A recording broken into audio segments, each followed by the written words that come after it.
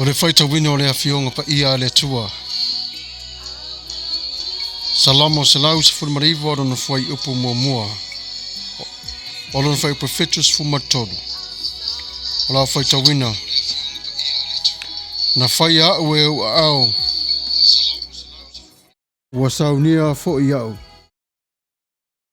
Ye e faa matala mai i atea. Ina ia au au ina lavau i au polo inga. O lo tātou le nei wha moe i lo tātou te mā. Tātou te mua e tu i a te ia na ia te tala ino o tātou loto nganga. Ina ia sau noa o lana fionga. Ma whaalongo longo iai i tātou o lana whanau. O le nei rei tu la, se whawhonga o le tai au fau.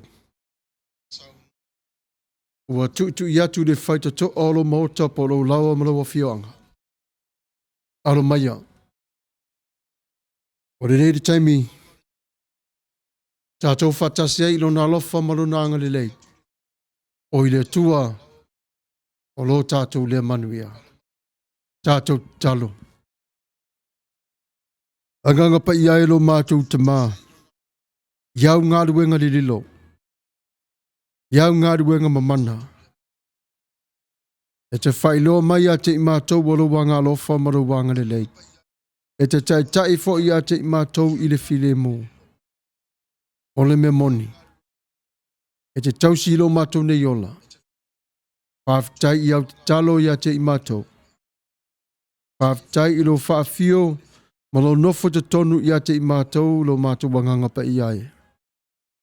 O le nei tu la, whauru whare o lau upu I lau whanau, o lo a whaalongolongo mai, ma I lātou se taimi o lo o mua mua.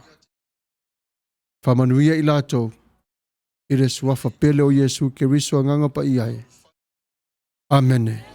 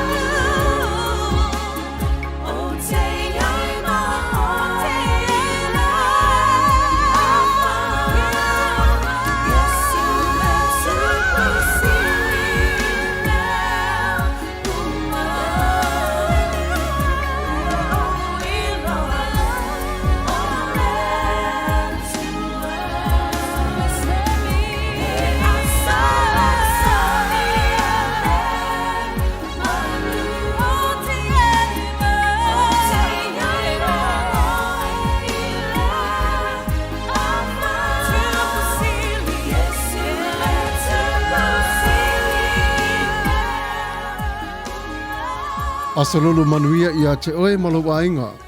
Talofa lava siwa fonga te tai au full radio Samoa. Pangalilo Samuelu ala popo tuava Matafeo. Whawhitai tūle e pasua. O maawale nei o le auadanga a wāre tātou mafutanga mawhanai re nei tu lafi afi. Ai alo maia. Ara se whatalofa atu ia te o tō umalava o mawhai ana mafuta mai le nei tu la. Ia I o sua Ioane. Anene. Ma lo le mafuta mai. I laisa tanuwasa whawhitai di whatasi mai I saa siaso ma lo lava mafutanga mora whawhitai le whatasi mai soli ulale le wharetua o le whatonu whawhitai te de lava. Tō amata awha whawhitai o repa tale ai whawhitai le whatasi mai le wane tau whetee ma lo Matthew longo ai ia Vera sua lalo ulu tā lofa lava ia o le IT le nā le siwa fonga o le tai o fau, ia mamao sila o saila, ia whawhitai. Precious whalenga tui la epa, ia whawhitai lava mālore mafuta mai le nei tu la, ia tā lofa lava Precious, alo whai. Ia Earl and Nessie, mā nei ar swafa, whawhitai tele lava. Ia se lau mānawa, mālo lava le mafuta mai, Lafa pulau tanga loa tau wano ia o le tasio whawhengainga o lo ngalue te tonu o le siwafonga o le tai au fau. Ia mā lo lava pastor whatasi mai. Minute lo tonu, mā lo lava lino a honi. Oi mā lo lava le mafuta mai. Se lau manawa ta lofa pastor, mā lo le soifua manuia le tautua whawhitai te le lava. Ia pena fwoi o ne le lofa mareanga le leo le tua. Ia te o tau umalava umwhai o le mafuta mai le nei tu la.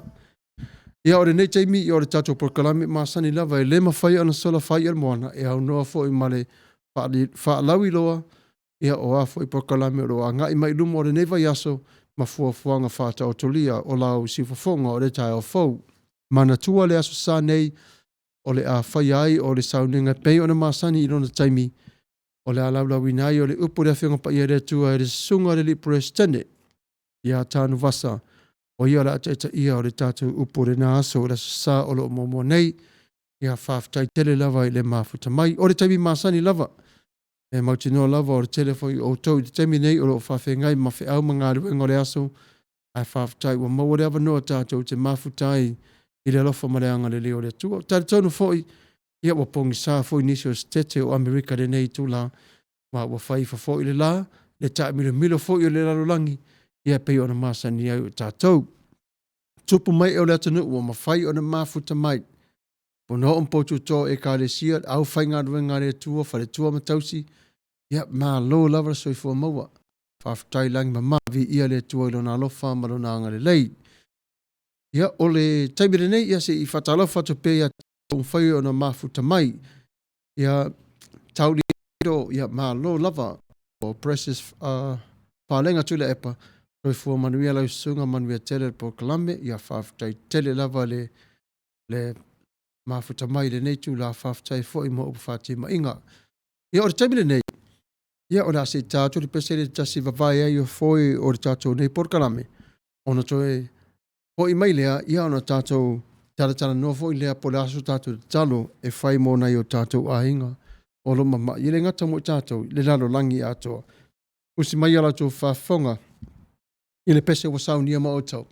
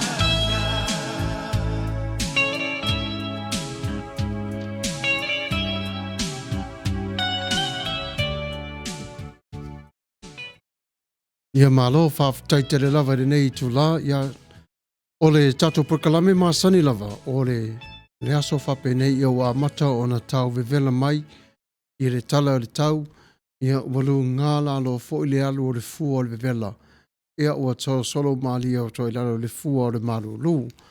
Ai ole tato prokalame wha wina pea, ia lea whatala wha tuai ngalu male mana, a sasalu, ia tai tu ave e sau, whawhitai le mafuta mai wanda, and to au malanga malo lava le whata simai, i le tato porkalame i le nei tu la. E le mawhai la ona ngalo ai o tato matua po tua a o usa matua whawhine, le lalo langi atua o lo mamai ma whia le nei wha mai o coronavirus, mai la tau o lo mamai pe lava ai le ia afia, pe le o afia i le nei wha mai. Mātou te nofo lava ma fau ia te o tau taimi o popo ngā mwhaingta, ia o le atua lava le whātua ma le tari tonu, o ia lava o le fo mai sili, e fesua swani lea i te tonu, ia ma fafo i o tātou nei tino. Tātou te mua ia le vi inga ma le whāwhitai i le atua, wa o lo ia sila fia o nei mea umalava, e ui lava ina lo ngāna lo le tātou sāvalinga. Aua tātou te popole, aua le matatau o tau whātua tua i le atua. Tātou te talo mo i lātou o lo whawhia ngai ma pōpō ngā ma whaingtā. O telefoi o tina o lo maua lātou i maitanga, o pepe foi wa whana nau mai le nei vai tau, whi tau i foi ma le nei wha mai o le coronavirus. Ia, o le atua na te sila fia mea umalava. Au le taimile nei, ia o le a si whaise te talo le titi mo i lātou i ona tātou ele o le pese le tasi. Ia e vea le ma vai malu e a walofa tuai le si wafonga tai au fau Radio Samoa mo oto. Le tua mama nei, olo e sila fia i lātou i o lātou moenga tai tu tasi mo lātou fale. O fale mai umalava ma le lalo langi atoa. Pamure mole i lawa fio. La vea i ate i lātou mai popo ngā mwhainga tai di tino. O i puilo lātou nganga i le malosi ne ola i ate oilo mātou wali ie. I le suafo Yesu Kebriso. Amene. Ua 5 minuta tēne le tula e wha i le afiafi siwa whonga le tai au fau Radio Samoa o si mai anau wha whonga i le pese o sau nia mo o tōre nei tula.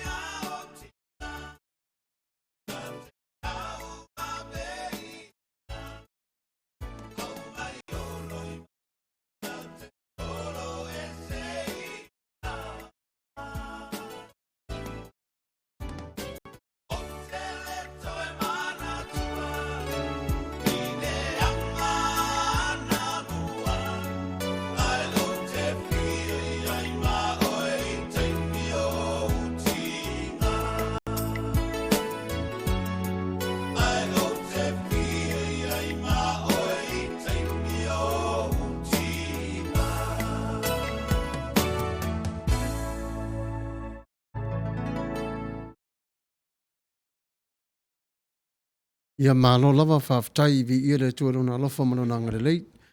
Ia e le ngalo fo ia te tātou ia nei au na le tua o lo la tau na tau wasuina le pawai o le ola i lea whatawhai taulanga ma lea whatawhai taulanga.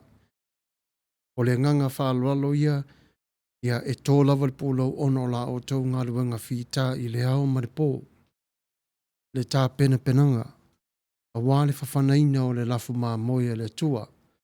Le ngata foi lea o le taitai o le lafu mā moia le tua i le lafu le mue mā lolo ai. Waso whape nei, waso e le a maua e fōfo i a te tātou. Ta sao mai o le nei wha mai wa vea māla wa tau fia i le tele o whaita toa o e kale sia ese. E le a whaina, e mori maulava le nganga pa ia o lo tātou ta mā i la utou ngā luenga tau wao tau pō. O le ana lea, e whailoa atua i e le siwa whongo le tai au fōu. Ia manuia lava le ngā luenga o lo utou o ngā lulu e ai. Whawhitai lava le pēlenga o ainga. O le na o whafo au bo whapea fo i matatonu. Ia manuia lava le lasanga ma le wha moi moi. Mana tua le talo. E alofa mai lava le tua i a te i tātou. E mana tua foi upo pese. E vi i atu lava lana whanau i lona vi inga. O lea, ia sunga i whaife au. Ia ma whare tua. Wasenga ia o ao. Whare tua. Pautu toa mapuno o le kālesia. O le mamanu i whai a o ngā sa o na ofisa ese. Au talavau a o ngā sa. So se e kālesia lava. Alo maia. O le pesere nei wa whiwhilia mo o tō te sa mai ai. Mamano lo mai ai le nei tula. A o iai i tātou i le 2 minute wa te ai nei le tula i lima. Si whawhonga o le tai au fōu. O si mai o lau whawhonga i le pese wa whai mai. Oli sanga teo mai.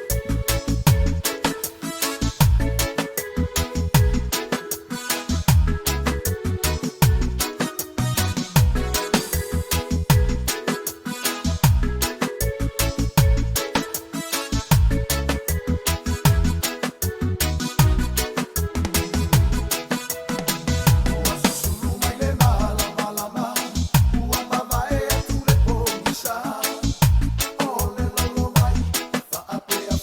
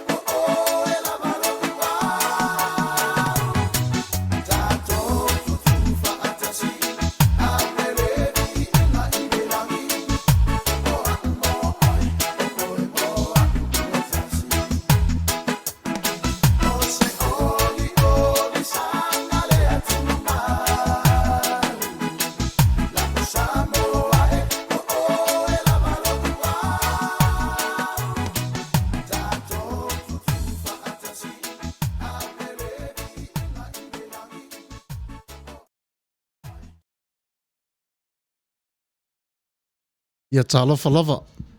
Ia o le taimire nei ia o le a tātou wasiase atu le tātou audience.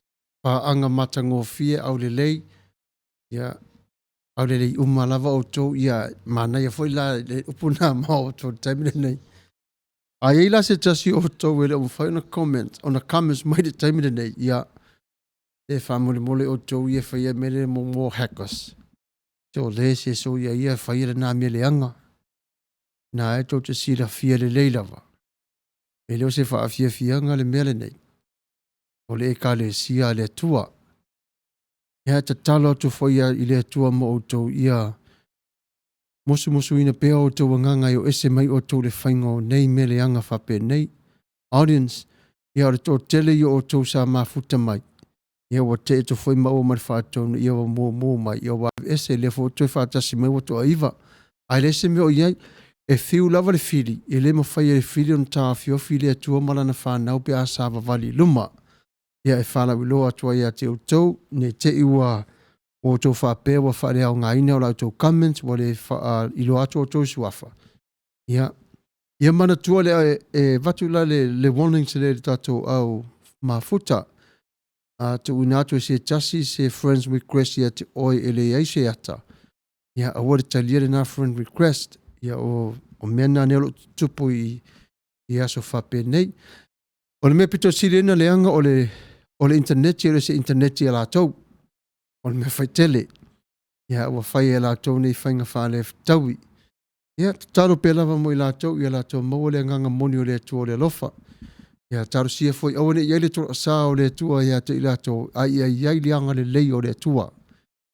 Ia na ona pai la wilo atu la wale mamalu le tatu au paanga, si whafonga le tai a fau, ia o le nā le whaala wila na tupu mai fau ia na pō, i le fau o toi whaasua soa mai le nei tu la. Ia o le mea lea, ia e le tau fia ai, ona o oe e tā ua oe i le tua. O oe le te mafuta mai le si whafonga le tai a fau. Mai la tau o le a whatase muli mai se taimi. O le pese whapitoa la le nei. Ia le la tai natu mo o tau ia e siva mai, sa mai, ia fia mai le tātou po kalamere nei tu la fiafi fe mai ia tapunu uanga vale. Tālofa tapunu tālofa la wafionga to le fose lau manava ma le soifua manuia leve vanga le nei aso ia pauna le kōmeni nena mauatu. Ia oisi kōmeni wa ratu umailu. Ale o lunga ia wa tape mai le ura leanga le na whaia. Tālofa ia taula ten sapali ilea salina. Alofa tālofa atu se au pele i atu ila epa wha mālole on sai. Ia, alofa ngia lau soifua tautua. Ma ngā luenga uma o e whenga iai sa tālofa. Ia, mālo lava. Ia, lea e maua lava e se toi ina mālos. Ia, manuia lava i mātou uma lava. Au le taimila le nei ia, o le pesa le nei la tai nātu mo utou. Usi mai o la tō whaafonga aro maia. Ia sa mai ma fia mai was a full way minute te ale tu la lima. Ia o se mai lo fa fonga.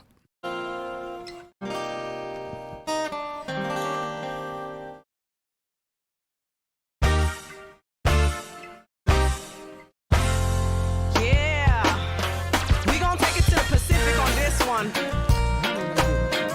Introducing Richard Parker. Your girl Ezzy right here. You know what it is, yeah. Coming straight from down under. Come on, RP, let's show them how it's done.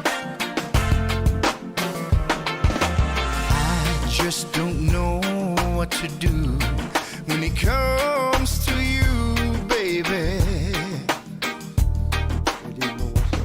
My mind goes crazy and my heart does too.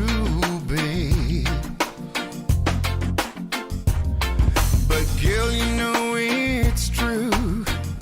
All I really wanted was you.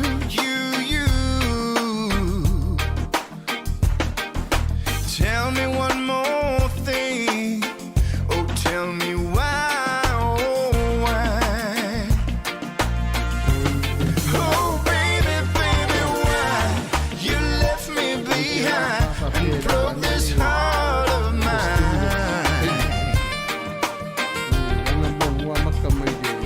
I don't know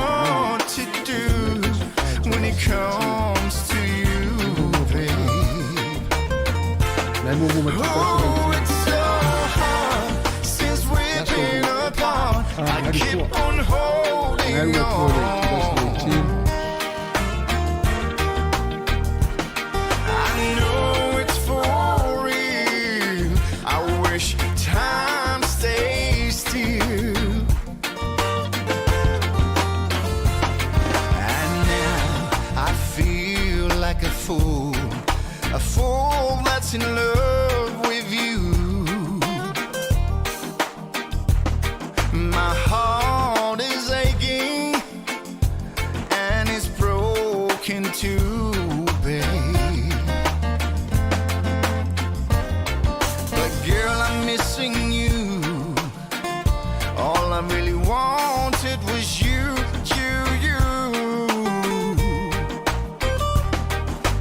Tell me one more thing. Tell me why, oh why? Oh baby, baby, why you left me behind and broke this heart of mine? I don't know what to do when it comes to you, babe. Oh, it's so hard since we've been apart. I keep on holding on. I know it's for real. I wish time stays still. Thinking back, I could never really understand hardships occur in relationships like sinking ships. I used to be dismissive, oblivious, pessimistic to the facts of how far I slipped, but always knew that love is blind, that you and me could never be entwined. Now I'm sitting here reminiscing, it's a distant memory. Baby, baby, why you left me behind and broke this heart of mine? I don't know what to do when it comes to you, babe. Oh, it's so hard since we've been apart. I keep on holding on. I know it's for real. I wish time stays still. Oh baby, baby, why you left me behind and broke this heart of mine?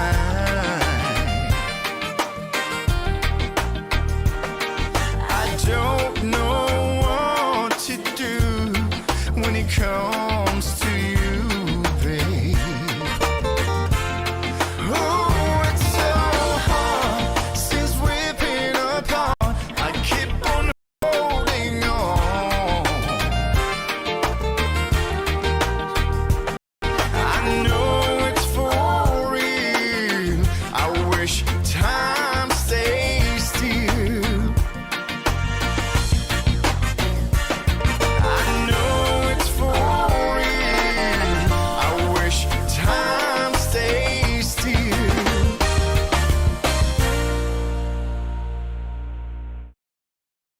Ia malo lava whawhtai, ia wa taliu mai tātou whāsalalangu re nei tūlā, ia e whailo atu pēlo topa ia malau toma malu a iesi na whale tonu atu o le wālesi whāsalalau pē motu motu foi pē le mawhaunalangona, ia o le teimine nei olo o ola le app, e mawhai ona e whanangolongo mai ai i le live atu lava i le teimine nei. Ai o le teimine nei ia, o lo whaasolo le tātou porkalame, ia ai whamali atu sa atu whafonga mai ia o talatala noa ma le whaatonu i le tūlanga o iai le stimulus.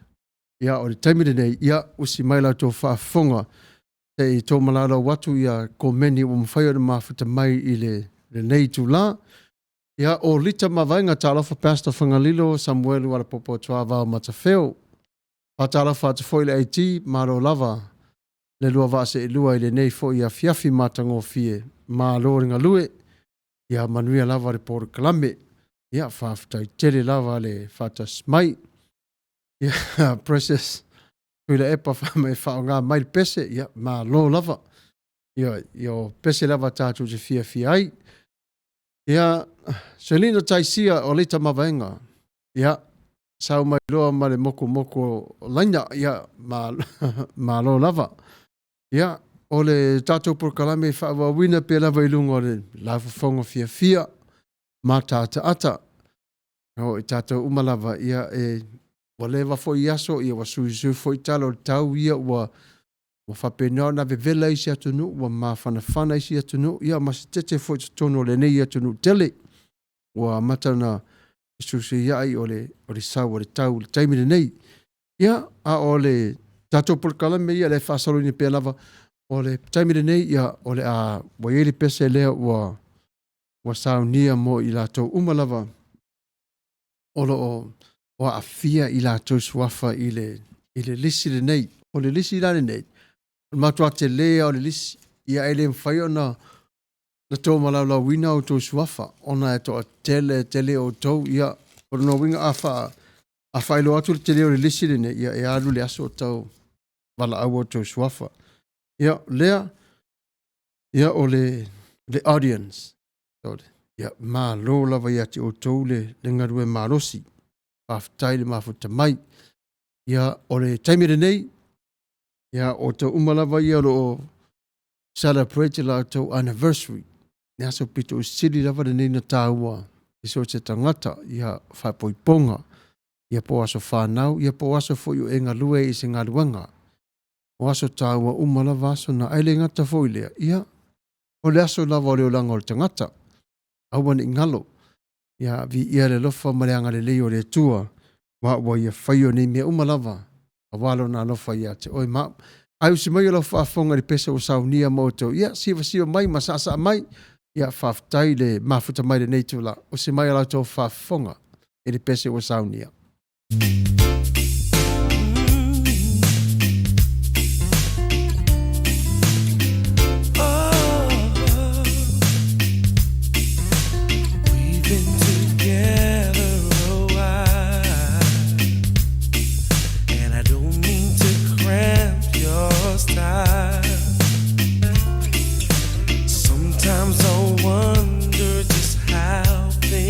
Happen this way.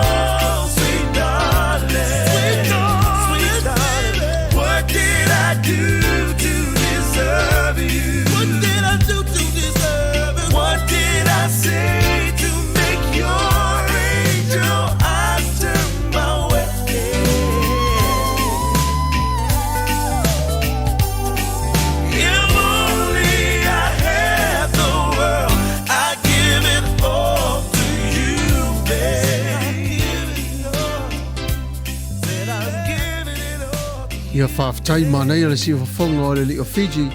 Na nasa o tātou o na whanangolonga ma e whaafafonga mai i le pese manei o le Sweet Darling. Ia o le taimi le nei whaawawina tātou program le 2 minuta te ane le tōla e 5. O la tātou wasiasi atu i aso whanau o taimi nei. Ia e whaamanatu atu le i aso whanau. Ia so se tasi lava o whaamanatu ina le nei aso po tae ao po le nei vai aso. Ia po ananafi. Ia whamanuia to lava le atua o wa i aso e tele. I lo o langa malo soifua. Ia vi ia rana alofa maro na anga le lei. Ia ua mawhai o nau lia mai e oe o le nei aso. Ia male vai aso i le whaapopoina i lo waso whanau. Ia whaafitai tele lava. O le taimila le nei. Ia ua iaila le pese le o saunia whapito lava mo o tō. Ia manuia lava lo waso whanau. Ai usi mai o lau whaafonga i pese o saunia mai a Felice. Mikaele ma le pese o saunia mo o tō taimine.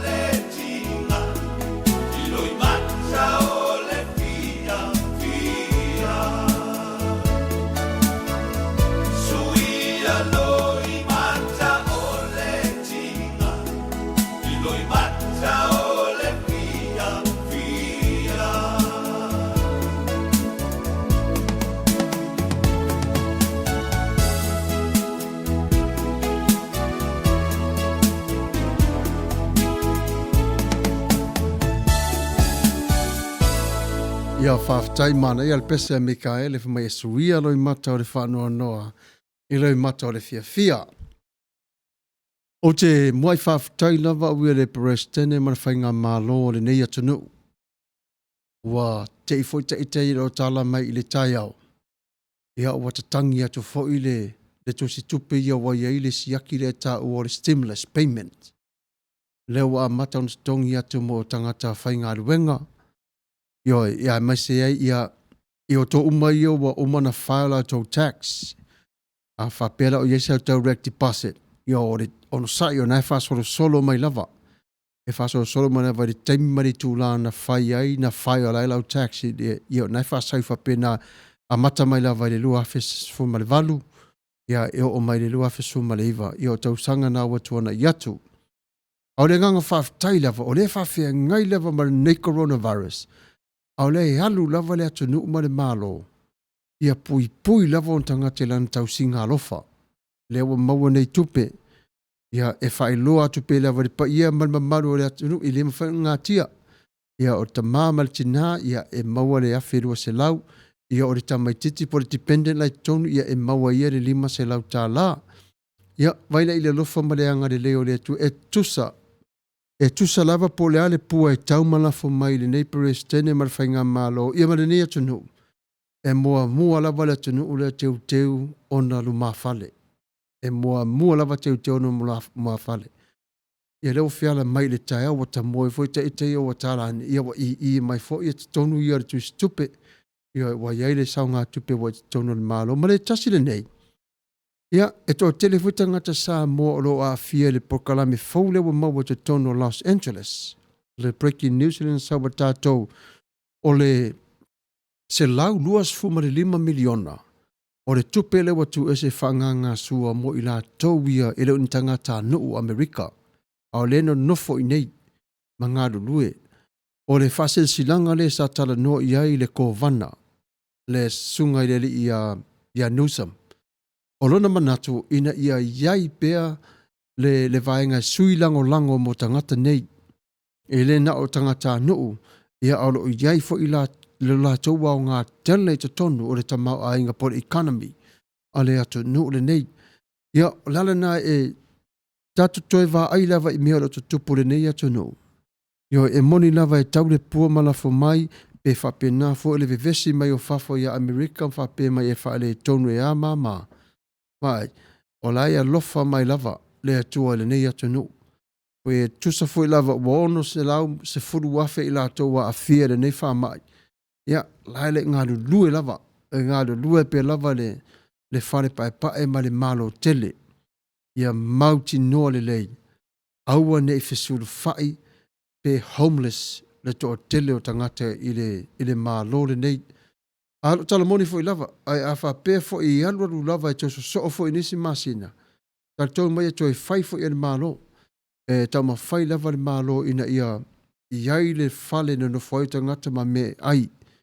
Ai o le temi ni Amerika na ono sai mai pe lava, ono o le wha mai o lai pipesi. Ia o lai fo i lo ngā ioi fo i po lai fo i se tasi o ngā ioi ina fau. Ina ia ma fai ona tu inato mea ai, ia o lava. Ia o le tele i o fisoswani le tunu ne ia tātou. Ia o lala na e whaeloa tuai le mamalu o le tātou au whaafonga le nei tūla ia. O ta moe o tāla mai le tai au ia wa whapena wa i mai tonu atu stupe ia e siaki atu ia wa tau no o mai le stimulus payment. O le payment i lale nai le mwhaintu atu tongi atu oi o le mea atu o le fea sao. Ia o le mea lo whalava le nana a mai ele malo mo oi malo a inga. Ina ia fisoswani ai mo le nei taimi o tau fia le tele o ngā ruenga.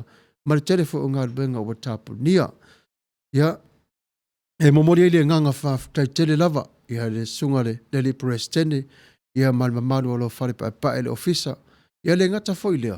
Le ko vana o le nei foi tu malo. Ia Newsom. Ia ma le whaipule ia kaseri.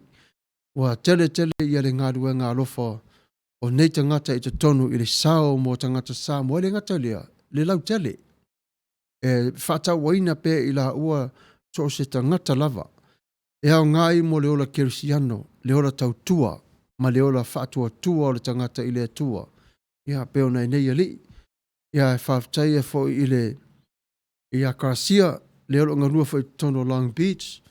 Ma tau tia fo i le tangata i le puipuine o Long Beach. Ma tau tia. A tau whai tau le tala anga o Long Beach i le wha mai ma le vevesi o iai nei. Ma tau tia le tangata le nei. O te tā ua lawa le tangata le na mua i malai.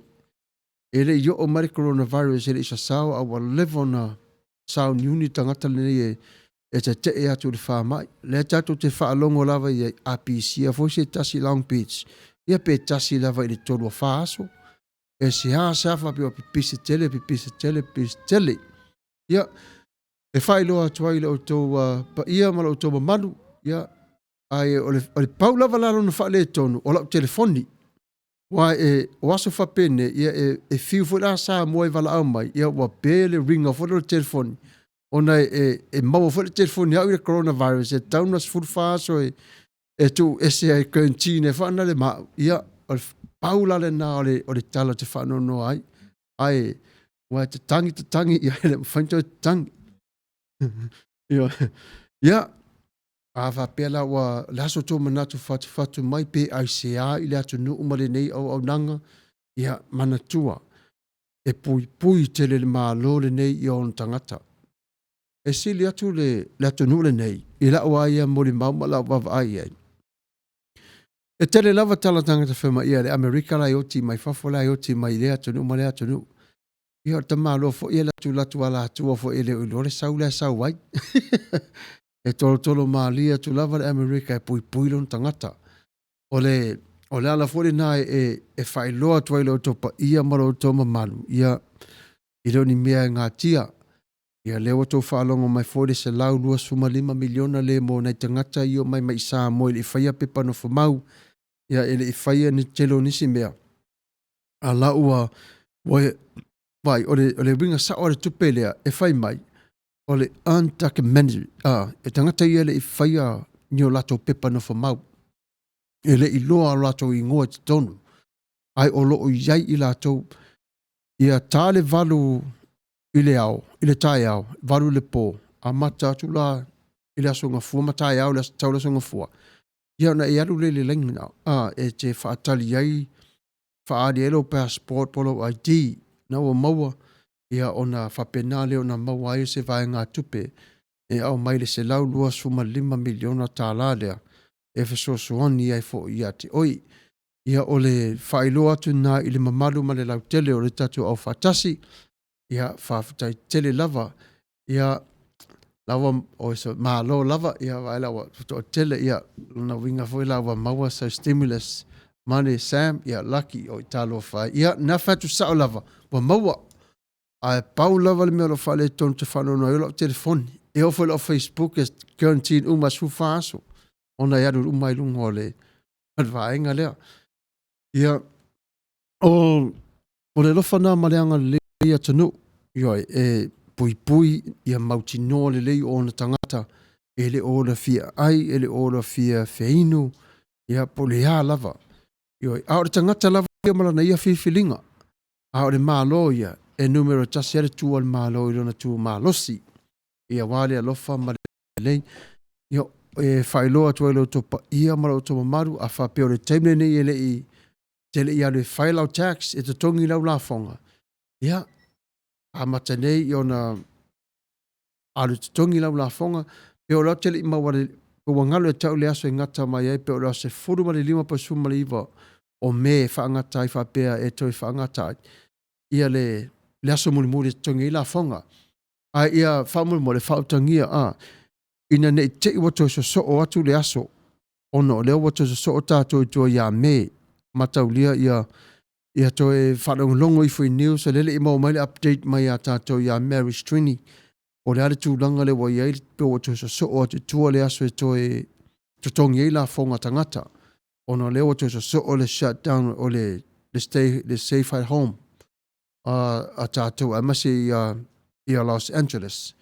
Ia tonu lava le tātou lau whanua.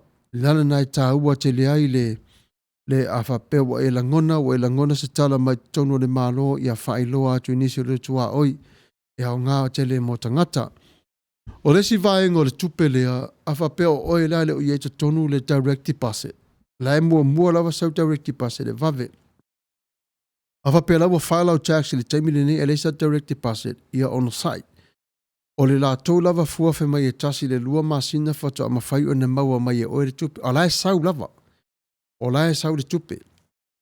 E peia o nei le aso le na mua na mata mai ai o na lawa mo sau lava le tala anga wa mautinoa lava ia suafa o i la tau o tatongi ia aitalaf o ia la fonga le taimi nei. Ia lawa a mata o na saula to siaki. Ia le mua le vai aso na a matai ia o tausanga. Ia mai tulanga lava fata o tolia le malo a ia ono sai. E alu aso sau aso ia e whaamanue ina lava ia le siaki o le stimulus payment. Ia o le tasina sina whailo atu le neitu la ia le tato au mafuta. Ia wa e alu aso whape nei ia e le mawhai o na ngalo ia te tatou. O le ale vevesi popo ngam whangtau le whaamai. Ia vai o lo ngalua pe lava le tua o le tua whetalai. E whetalai lava i le tu la ma le tu la ina ia. Maua i tatou. Ia mana nofo i tatou ainga. Ia ma whapena o na tatou maua i le fia. Ia o le taimirani nei, ia o le a taina atu o le pese le tasi. Mo le tupulanga Samoa. Ia tupulanga Samoa alo maia. Ia manuia la tau whafonganga. Ia manuia le tupua i leolanga. Soifua manuia. Ma ia maua le malosi i le whi au maringarewa ngā le tua. Ia wha manuia tua ia te o tole tupulanga Samoa ma tupulanga o le lalorangi uma. Ia use mai la tau whafonga i le pese o saunia mautau.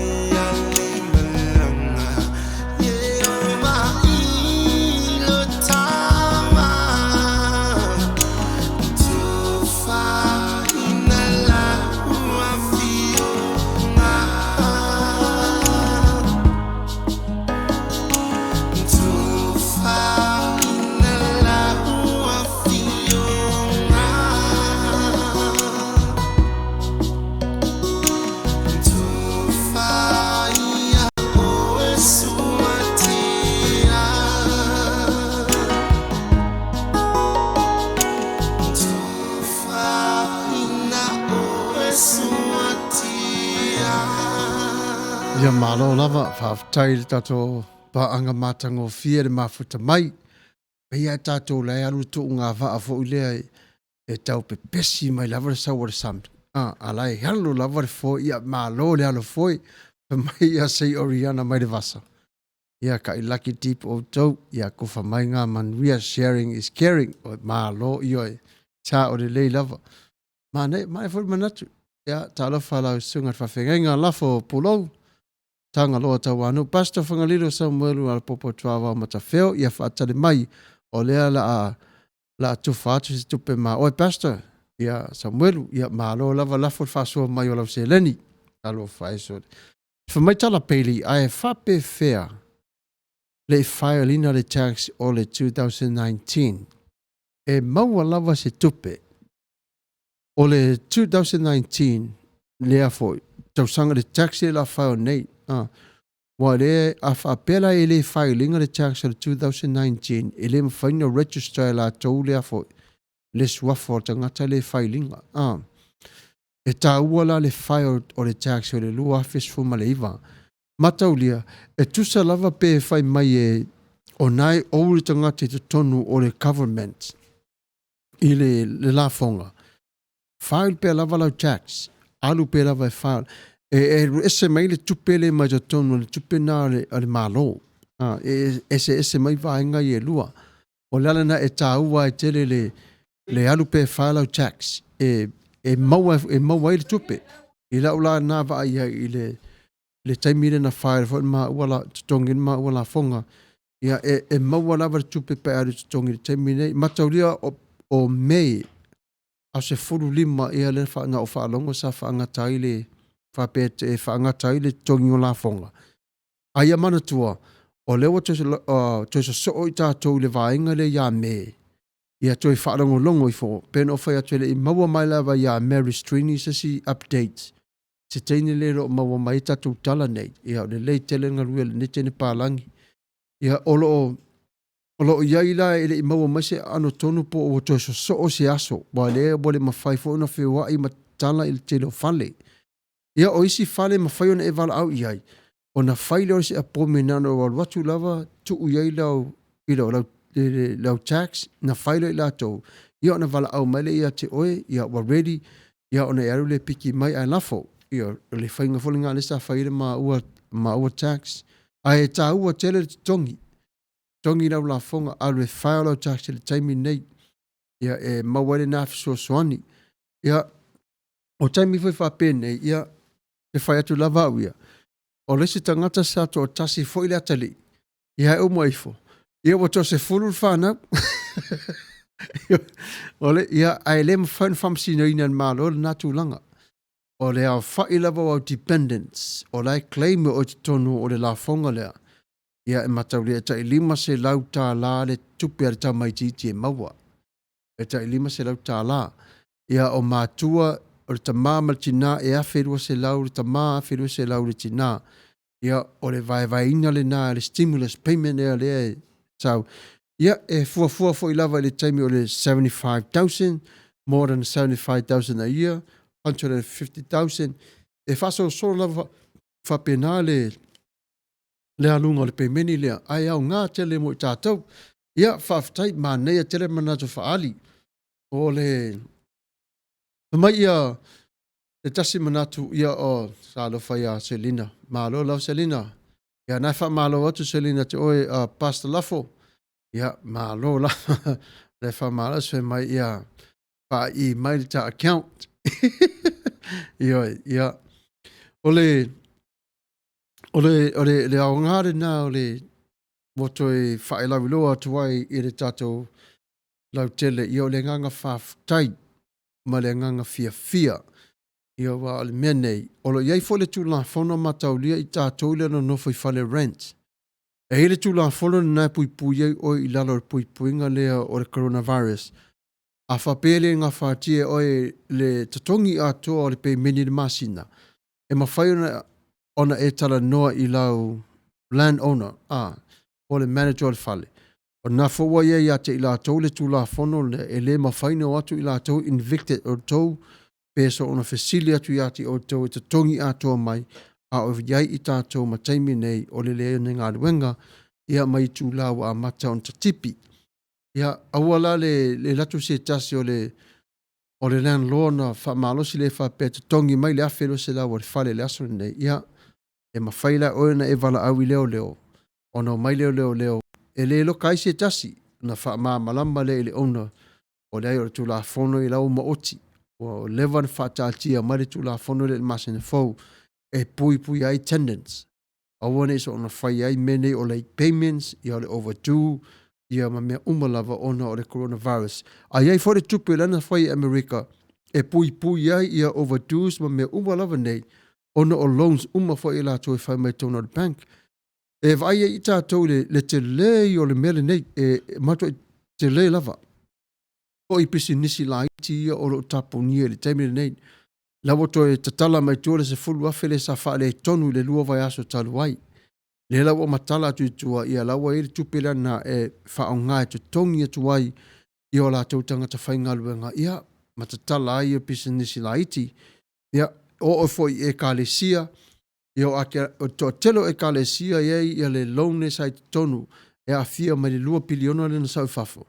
Lau foi wa ese America le na tupe tele mo e kalesia ia e fsosoani foi la tau payroll ia ma le tau mawhai fo ina ia pa leni masolonga le lei ia e kalesia umalava ila la tau wawhia lua ia mo tupe whalafonga mo tupe na name tonu o so se whare tupe lava.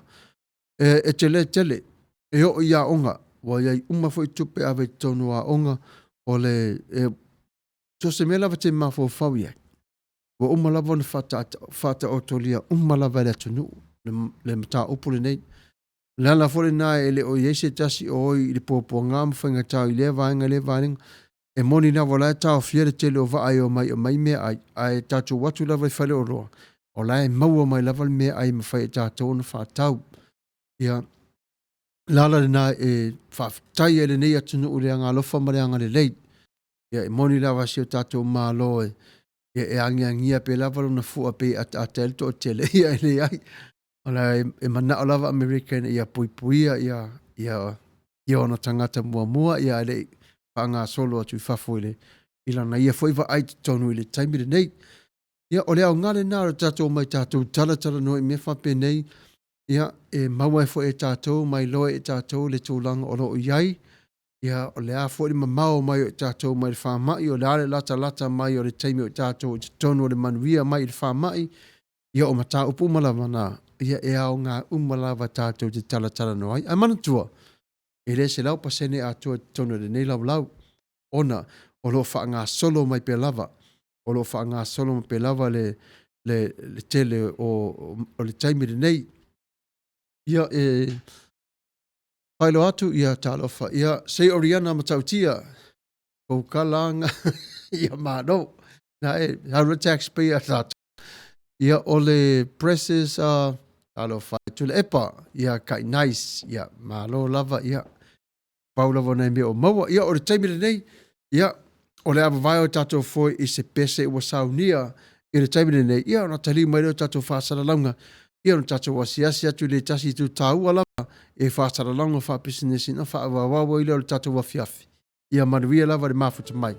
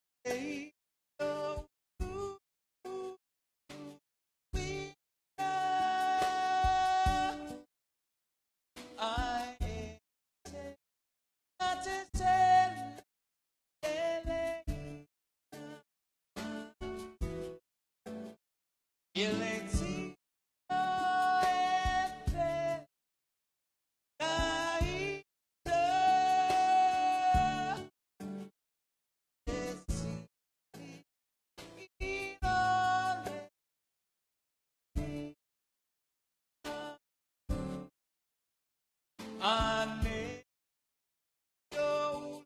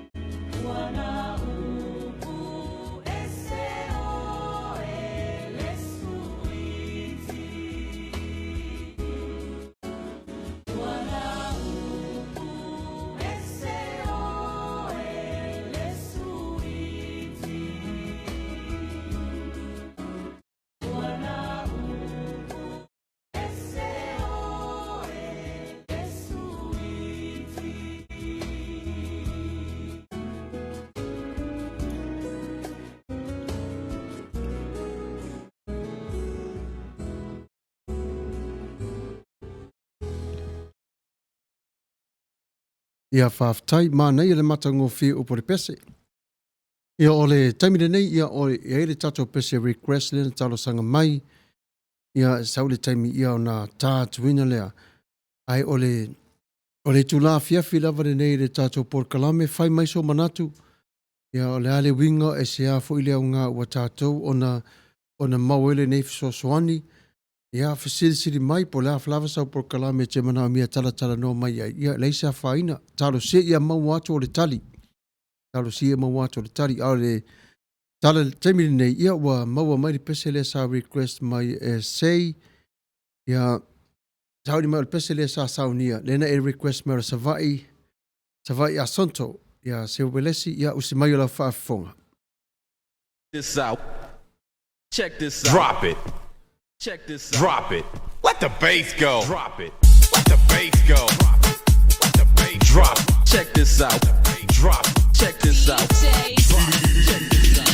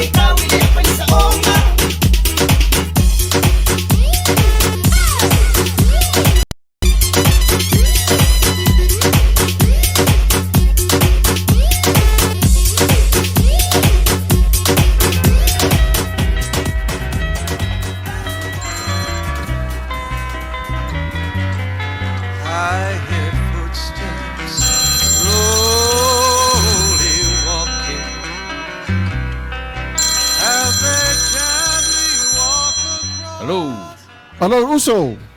Yo, So le makai polo ngali mele ya. oi lea. O Sam. Oi, rama kupus. So le manga mi mese tupe sa vai. Matua o fiwa so se fale la fo ai so le. Sorry. Ke Amerika di de mekele pe yari on ke fong me sa wa yari. Aru lungo le lima rua ma le Long Beach pura I le nga le fale Samoa. fale Samoa. Fale Samoa. La lingo le fale. Le fale o le tenye Samoa, ki sa wa ye no foi le Sionko do Mexico. Oi. E le la fale na ta o le El Rupios China Market ngai lunga tonu rava o le Long Beach pura va dia mai fo i ma le lima rua. Ia e la fo ani la tupe a. E le mfanga misi aki oe ke fa e la fo ngei ka masise ka manga e la fo ngei mau ngei e ngei fo i. Yo e ngei Moi. So le ia wale le wa nga fu la balo ki a o so le. Ia wale le la uso. ia uso vai Ia. onde ngalo yaki oe se a sau ma se ka plate e mau fo i le me ai Samoa me ai vela. O so ea? Ai ngala so fale le asko ngai me la so sa. Ia. Yo e se sa ma se ka me ai pa mo le uso. Ia wale le o te vala awa tu la a. Ia o le pa Ia wale le faftai lava. Ia. Le El Rupus Market o lo fa pena o le la tau au nanga. O le Pacific Way Money Transfer e le la tau la i sale ufi. Fa pena foi masale lo longa. I le van tu mano o le lua valu fa fito lima. Telefoni nei. Lua valu fa fito lima. Le El Rupus Market o le tonu o le ai o Long Beach lunga o le lima lua tasi o. Long Beach Boulevard, Long Beach, California, iwa o valu o lima. I le telefoni lima na lua. Lua fa fitu. Tasi iwa valu valu.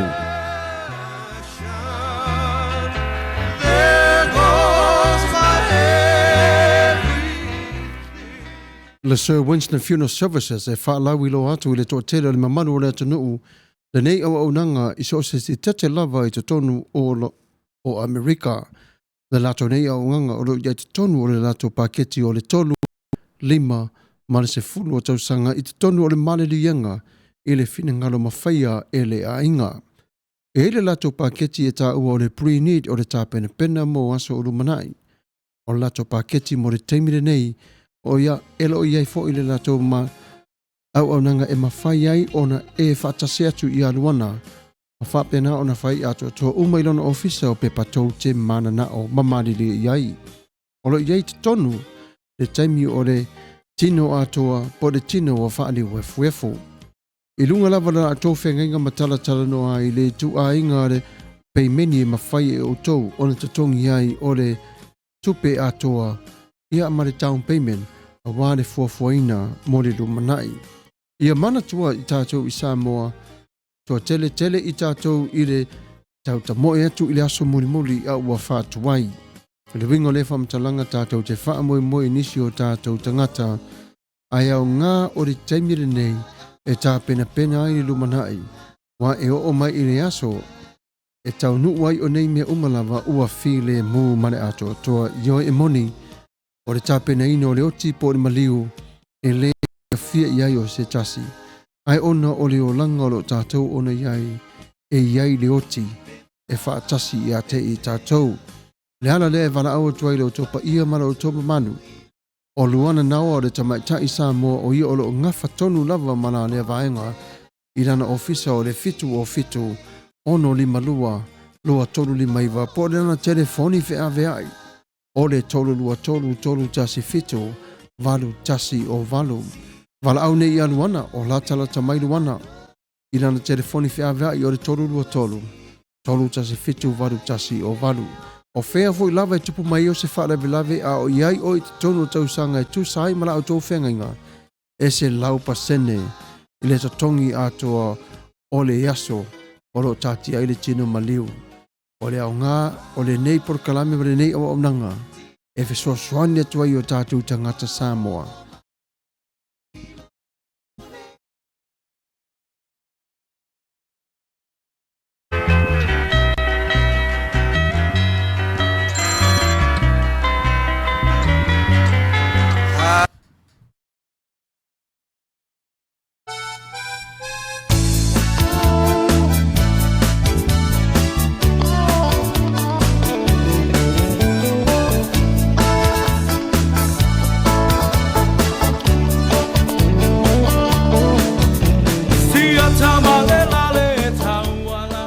Sam, Ia, ke lo oi. i, Mana ia fo I le vaenga le tautua le Arupio.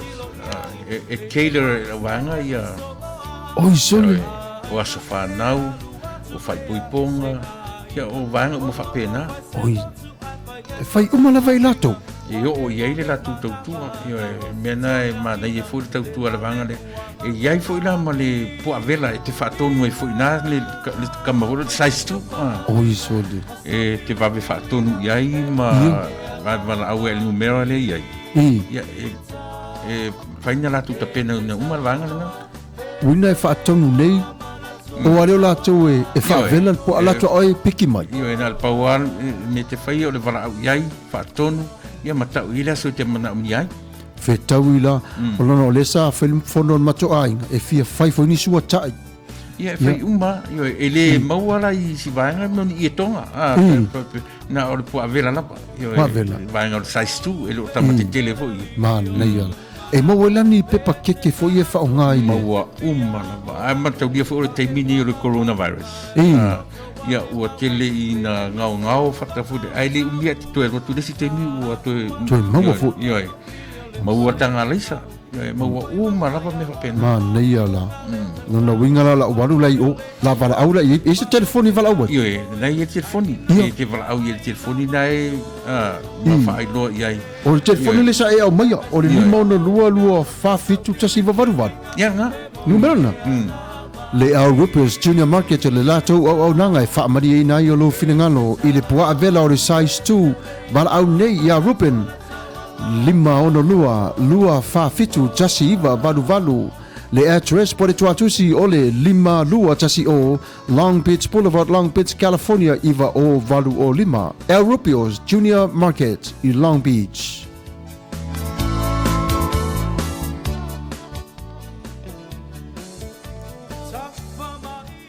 Ia malo lava, ia whai upo le pese tafa mai ata o le vave au, ia mana ia whai upo le pese. O aso whape nei, e au ngā pe lava no tāna nofo mātala ai. Ia wa tele foi lau whonga ui ua sa idi o lato paanga I le au whaifonga umi foi I tama umi. Ia wa foi aso ne wa maua I tama le stimulus payment. Ia wa to tele, o le mātango fie lau le aso le nute whailoa tu ai. O to tele tangata wale o I pinko foi o whare kalapu. Ma wana nafo o mai whale, ia wa fia foi to ina wa. La e maua lava mawhanwhana lantanga. Ia ale vatua ia tauro atu lava to tele foi o tahine mahine. Ia wa matine.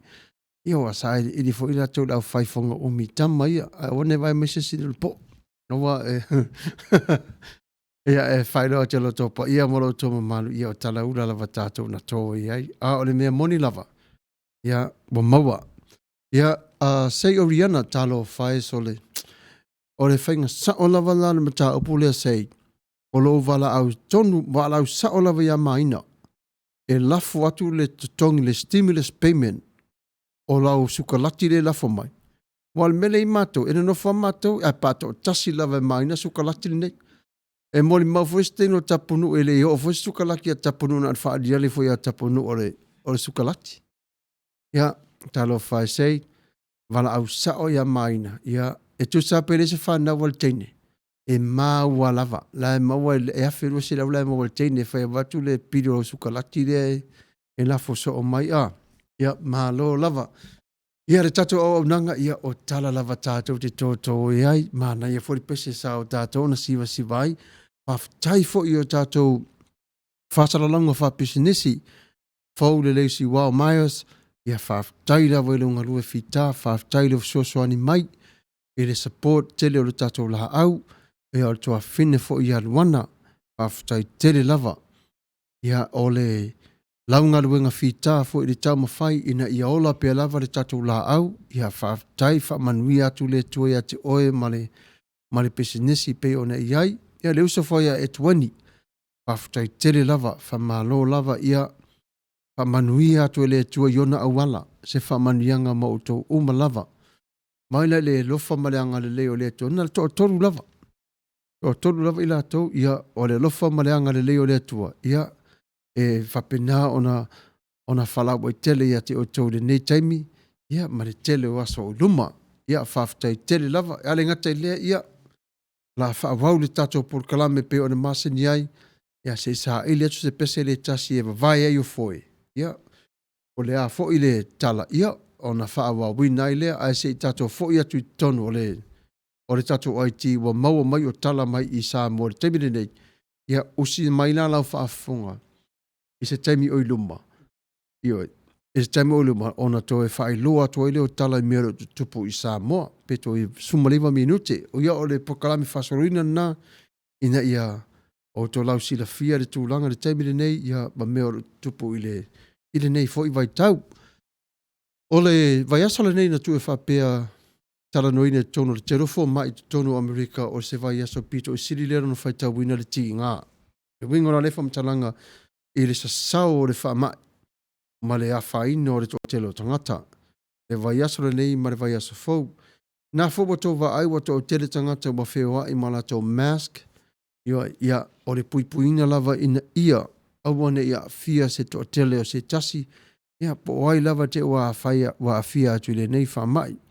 Ia manatua, a whapea e te aru le whale o loa, whamore mole, i aru ma ave lau mask, whaile lau mask, pe te aru i se, so se whale lava, po whea te aru e se maro whale.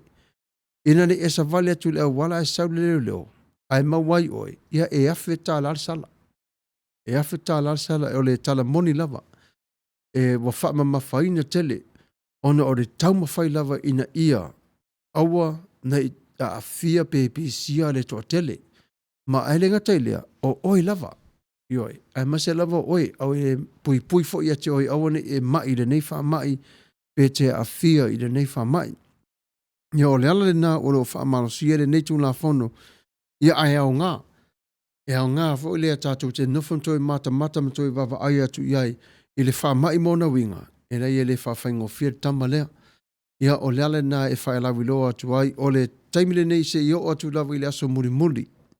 Ia whai le mask tangata ia, i to tono lo fale, e po le lava oe, ia o whafo ato lo fale, ia whamuri mori whautangia ina, i nei te wala to lau stimulus check, ne whato a mawaile, e mawaile nā sala.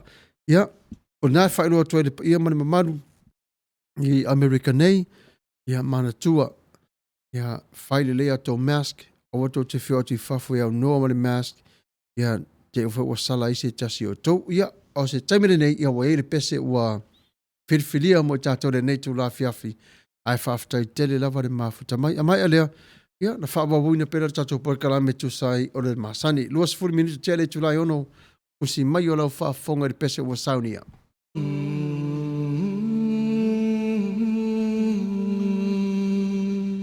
Humble beginnings.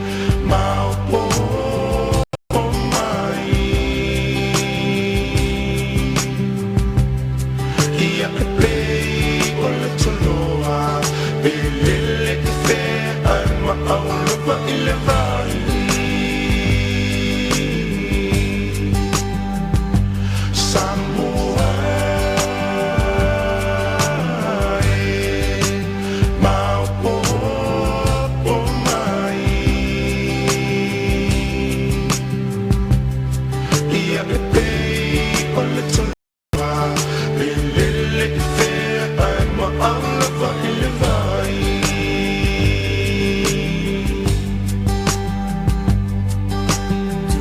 my brothers and sisters who are away from home, who never made it to our shores, you will always be a Samoa. The skin on you doesn't matter, or the languages that you speak, you will always be Samoan.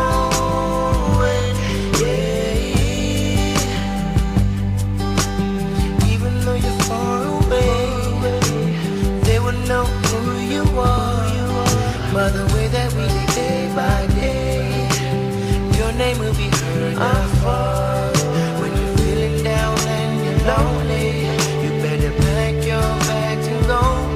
Come back home. Samoa, let us come together. No matter where you are, Samoa will always be your home forever. Samoa, let us come together. No matter where you are, Samoa will always be your home forever.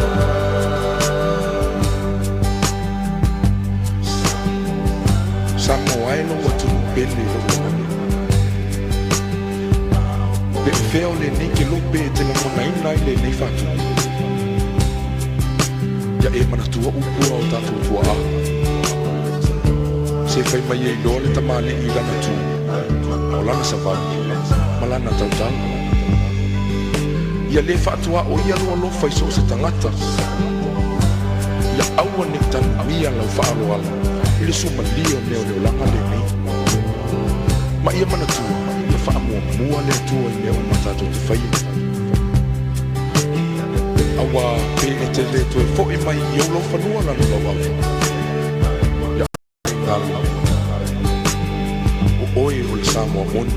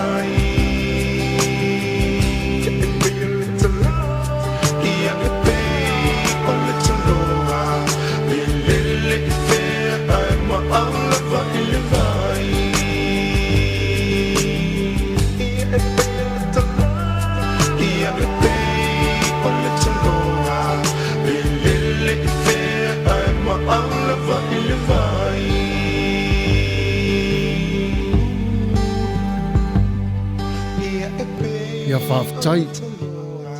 O le aso manatu malolangona I tātou I wama ese mai ma Samoa. O iei ese mawhauwhango I tātou whele manatu aso ia o tamaititi reo langa I Samoa. Ai maisena le vai taimi rele I tupu o whaa. Nofolo I tātou matoi mawhauwhau ia ulawa ia. A o toi vai ulawa uia I lo o langa I tupu wa I papa sa tau esa vai. Esa le mana ia. Tō anga re lotu, ia tō anga tā e le sami, tō anga e whaalonga tā, ia tō anga I le aonga, mea uma whapena. Ano whalama tō e fua I o langa I le taimine nā ma taimi nei, mo te le swinga, wa I le swinga fo I le o le tātou o langa. Pe ai se ala wa I le swinga ai ono o le atunu o tātou no nofo ai, malo la tō fo ia, anga nuu, se tu lou, po la tō fo lava ia, Pāpor kalameino o la tau watu nuu a awhia I tātou. Le winga pore a awhia o le afo, bo tātou masani ai iro lato fo i nganu pe a fa pe yai. Mo chola o ye papa satawa. E manaya. E ha te eva tu isi no ia ni o ta mai fa saleanga. E o manaya i lo ta eva eva yeso. A oso nei, au ta nofum tu e mafo fawai. O le ase mele lei lava o e manatua. I yaso na o ta mai titi reo langa.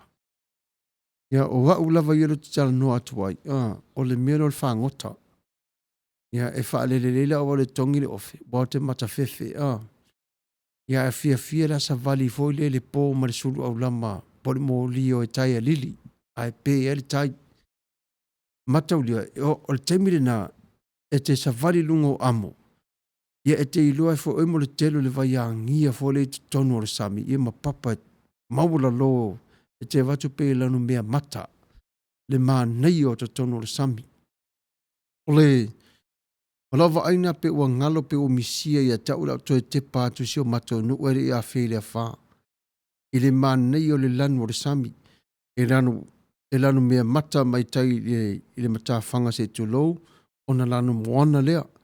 I an toi lanu moana vai vai. I an toi lanu moana lea ma lanu mea mata. Ai le iho o atu i le lanu. A to i le lanu moana malosi. O le manei ai o le tuwa ai fofoanga le tua te tono leo langa. No nofo le mo mafofau ia, e whapena fo le tupu e o leo langa ia, i la ulava ia ba i la ua langa. E fesusu ia i whapena o tau o tamai titi se o mai taimi nei. E le tu maua i pea o langa o le tangata i se mea e tasi. I le ola mai tono leo langa sai ai, e sui lava. Ai tasi lava leo langa e tu maua le tangata. E maua i lava le mea tasi, e o mele temine.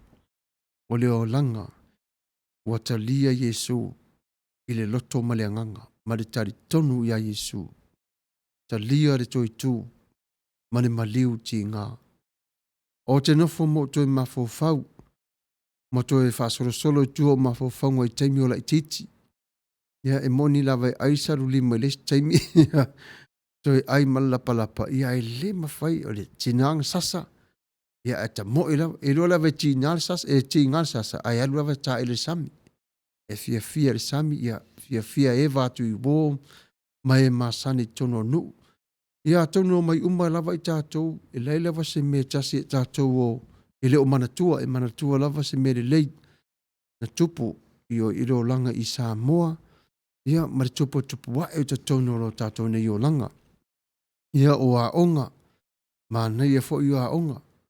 Ia o le halu le au ngā sā. Ia o le whaitau pīr whaiwhi au. Pe atu ua onga. Ia o le tusi lima fo i lea. Ia ma awa o le whaitau wina o le pī. O le a e i o uwha ngā la mō nū. Ia ma whai e le whaiwhi au. Se matou whaiwhi au le rau pena manase. O le fia i o le whaiwhi au le whaile ta alonga le o le Simon Says. A wha pēla e vavena e pē ma le taalonga wa le tawana e pē roe no foi lalo. Ia e mataulia e lima popo te sau ma mai o lau sala i le tasi ole, i le tasi vai aso. Ia fia i o to ina e whai le taalonga lea. O te nofo la mo mafau, ia o lesi tasi a whiafi sa lau atoi lana me tauai. Ia aiwa mawala se awa no wa tala no ai le toi ina Simon Says. Ona fatu salia le toi ina le, whaiwhi au lea, i le, e talainga le atua, le tala le atua o whai mai i a te oi. Mai whai mai le atua te no foi lalo. Ai a le whai mai le atua i le o whai mai oi e te no foi lalo, awa te no foi lalo, ai tū pe ilunga. O nofo le ma toi te tala i o mafofau, i e sao le ma wha maoni. Ia wa tangata na o inga, telefo i lea aunga sa o ne tunu i fafo, i a repena manase. O te nofula wia mo whaftai, i lana ia fo inga ruenga le lei, lea awa wina mai o tupu ai o lo ua langa, ia male ngata lea i o le la ua vava lua masi o tamari tau si ina o le kalesia, e si o mataru i papa sa taua. Ia o te nofula wia mo mafafau i me whapena, e au ngā tele, ia o le stasi tu o te whawhitai ai, o le tu o aunga pā tele, le mawhaina ngalo e tau nei whaiwhi au. Ua, o tau sanga i sanele, ia, Mo susu batu le se faife au pele ia tau leo maliu o falani. Ia o si pa tele na e lofa tele sau mai sale i moa. Ia taimi mate no fata se mate tala tala noa. E fusi o mate wahinga i sale i moa. E se le fautua le leo le nei pa tele. Aore tangata fo ina matua i ula ula. Ia e fia tele tangata le nei. Ile taimi muli muli sa o ngai o ie te tono Roma. Are watu ro i Samoa. Pai a aunga lo o ie te tono le numera. Ma le social science. Tono le aunga. Le lei tele fai a aunga tangata le nei. Te mana tua lava lan tala ma tau pe adu atu le vasenga. O te lobo tau vai fatoa uma mai faile tau PE. Lei ma se tasi o tau e hie whaalongo mai a te au pe a whatu se au onga. Ona nofo le ma fai o tala fo ie maa lie. E whawhangu i mātou au tala umana o tala maa lie. O le tala le nao le sona.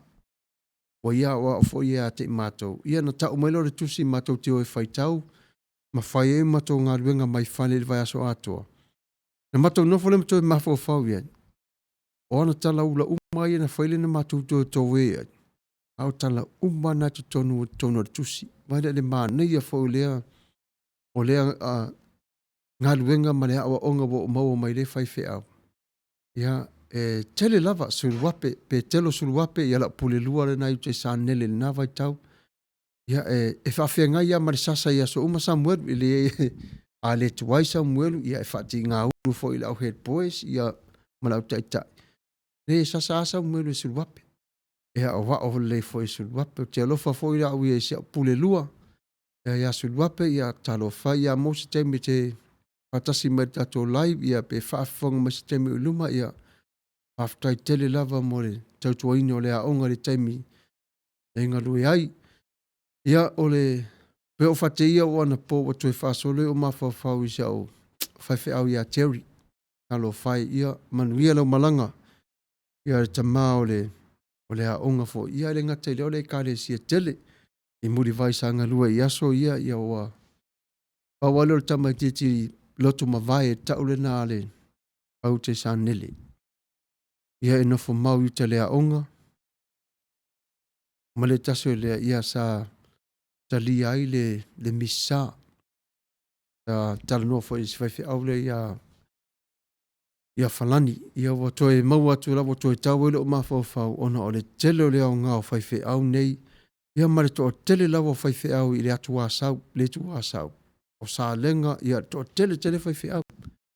Na fsosoani e te au le tupu tupa ele o langa. Ia ne teo fesilisi tasi peaisia ia e wha loa to pea lava. Ono si o ta masa whaton siri a wawa onga mautala vaua maa lua. Ia matonga ma Samoa. O le ngaluenga nā le se isi o ta maa ia. E na no fiaru lava iutai. No fiaru lava iutai sa ngele ile. E muri lava na iusa to olue na watu ea o ngai. Ia malo fia lava lanu moana. O la lanu fia ia uia. Ia le nana o te nofo i nei, ia te mawhawhau lava ia Terry se au whaiwhi au, ia le tangata la le nai ona, le tala le to te whaalongo e tau te whai so oa whapea sole, wa e nofo fwoi ma whaapenu le rolo uso a tongi whawhau mai whai to, o langa joke lane na, e le ma whaina ngalo ia tea. Le wingo o le taukar tangata le ngai whatatau tonu lava le teimisa o ngā i Roma. Mai o le telo mea e whai la tono le aonga. E lima vai lava Samoa. E le tausia ino o whaiwhi au. O le ale me mangu e maua i la tau mari fia. Mai o te a ai whātasi ma whaiwhi au. Ia stamo pe sa mino. E fia uma i la tau le teimi tasi. Ia e whasoa fo i vaengo i la tau e kukaina me ai o lea vai taimi, ma lea vai taimi. Ia e whasoa solo o whapena la tau ngā ruenga. Ia leo maua tala nafi ia wa whailangi fōlaunga. Ia Father Frank, Terry, ia o le langi lava le tato no moni. Ia manuia lau whainga malanga. Ia o le taimire nei, ia malo lava ua tuai tu la o le tato nei porkalame. Ia ai usi mai o le whaafonga. Ia i se pese po o le tato tala mai i sa mo e le nei vai tam. Ia a o le a whawhia tu le taimire nei, ia ona whasara solo e le tato porkalame. Usi mai o lau whaafonga.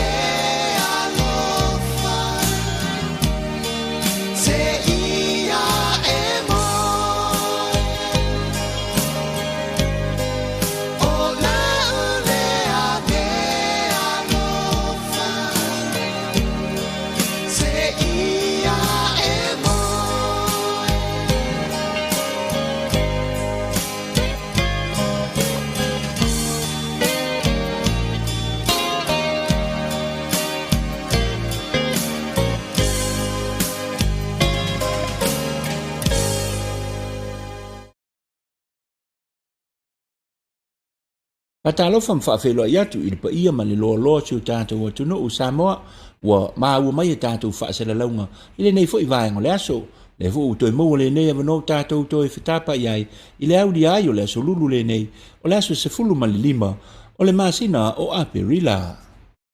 Ia lo mai o le nisi nei u whaapoponga o tātou tala mai Samoa.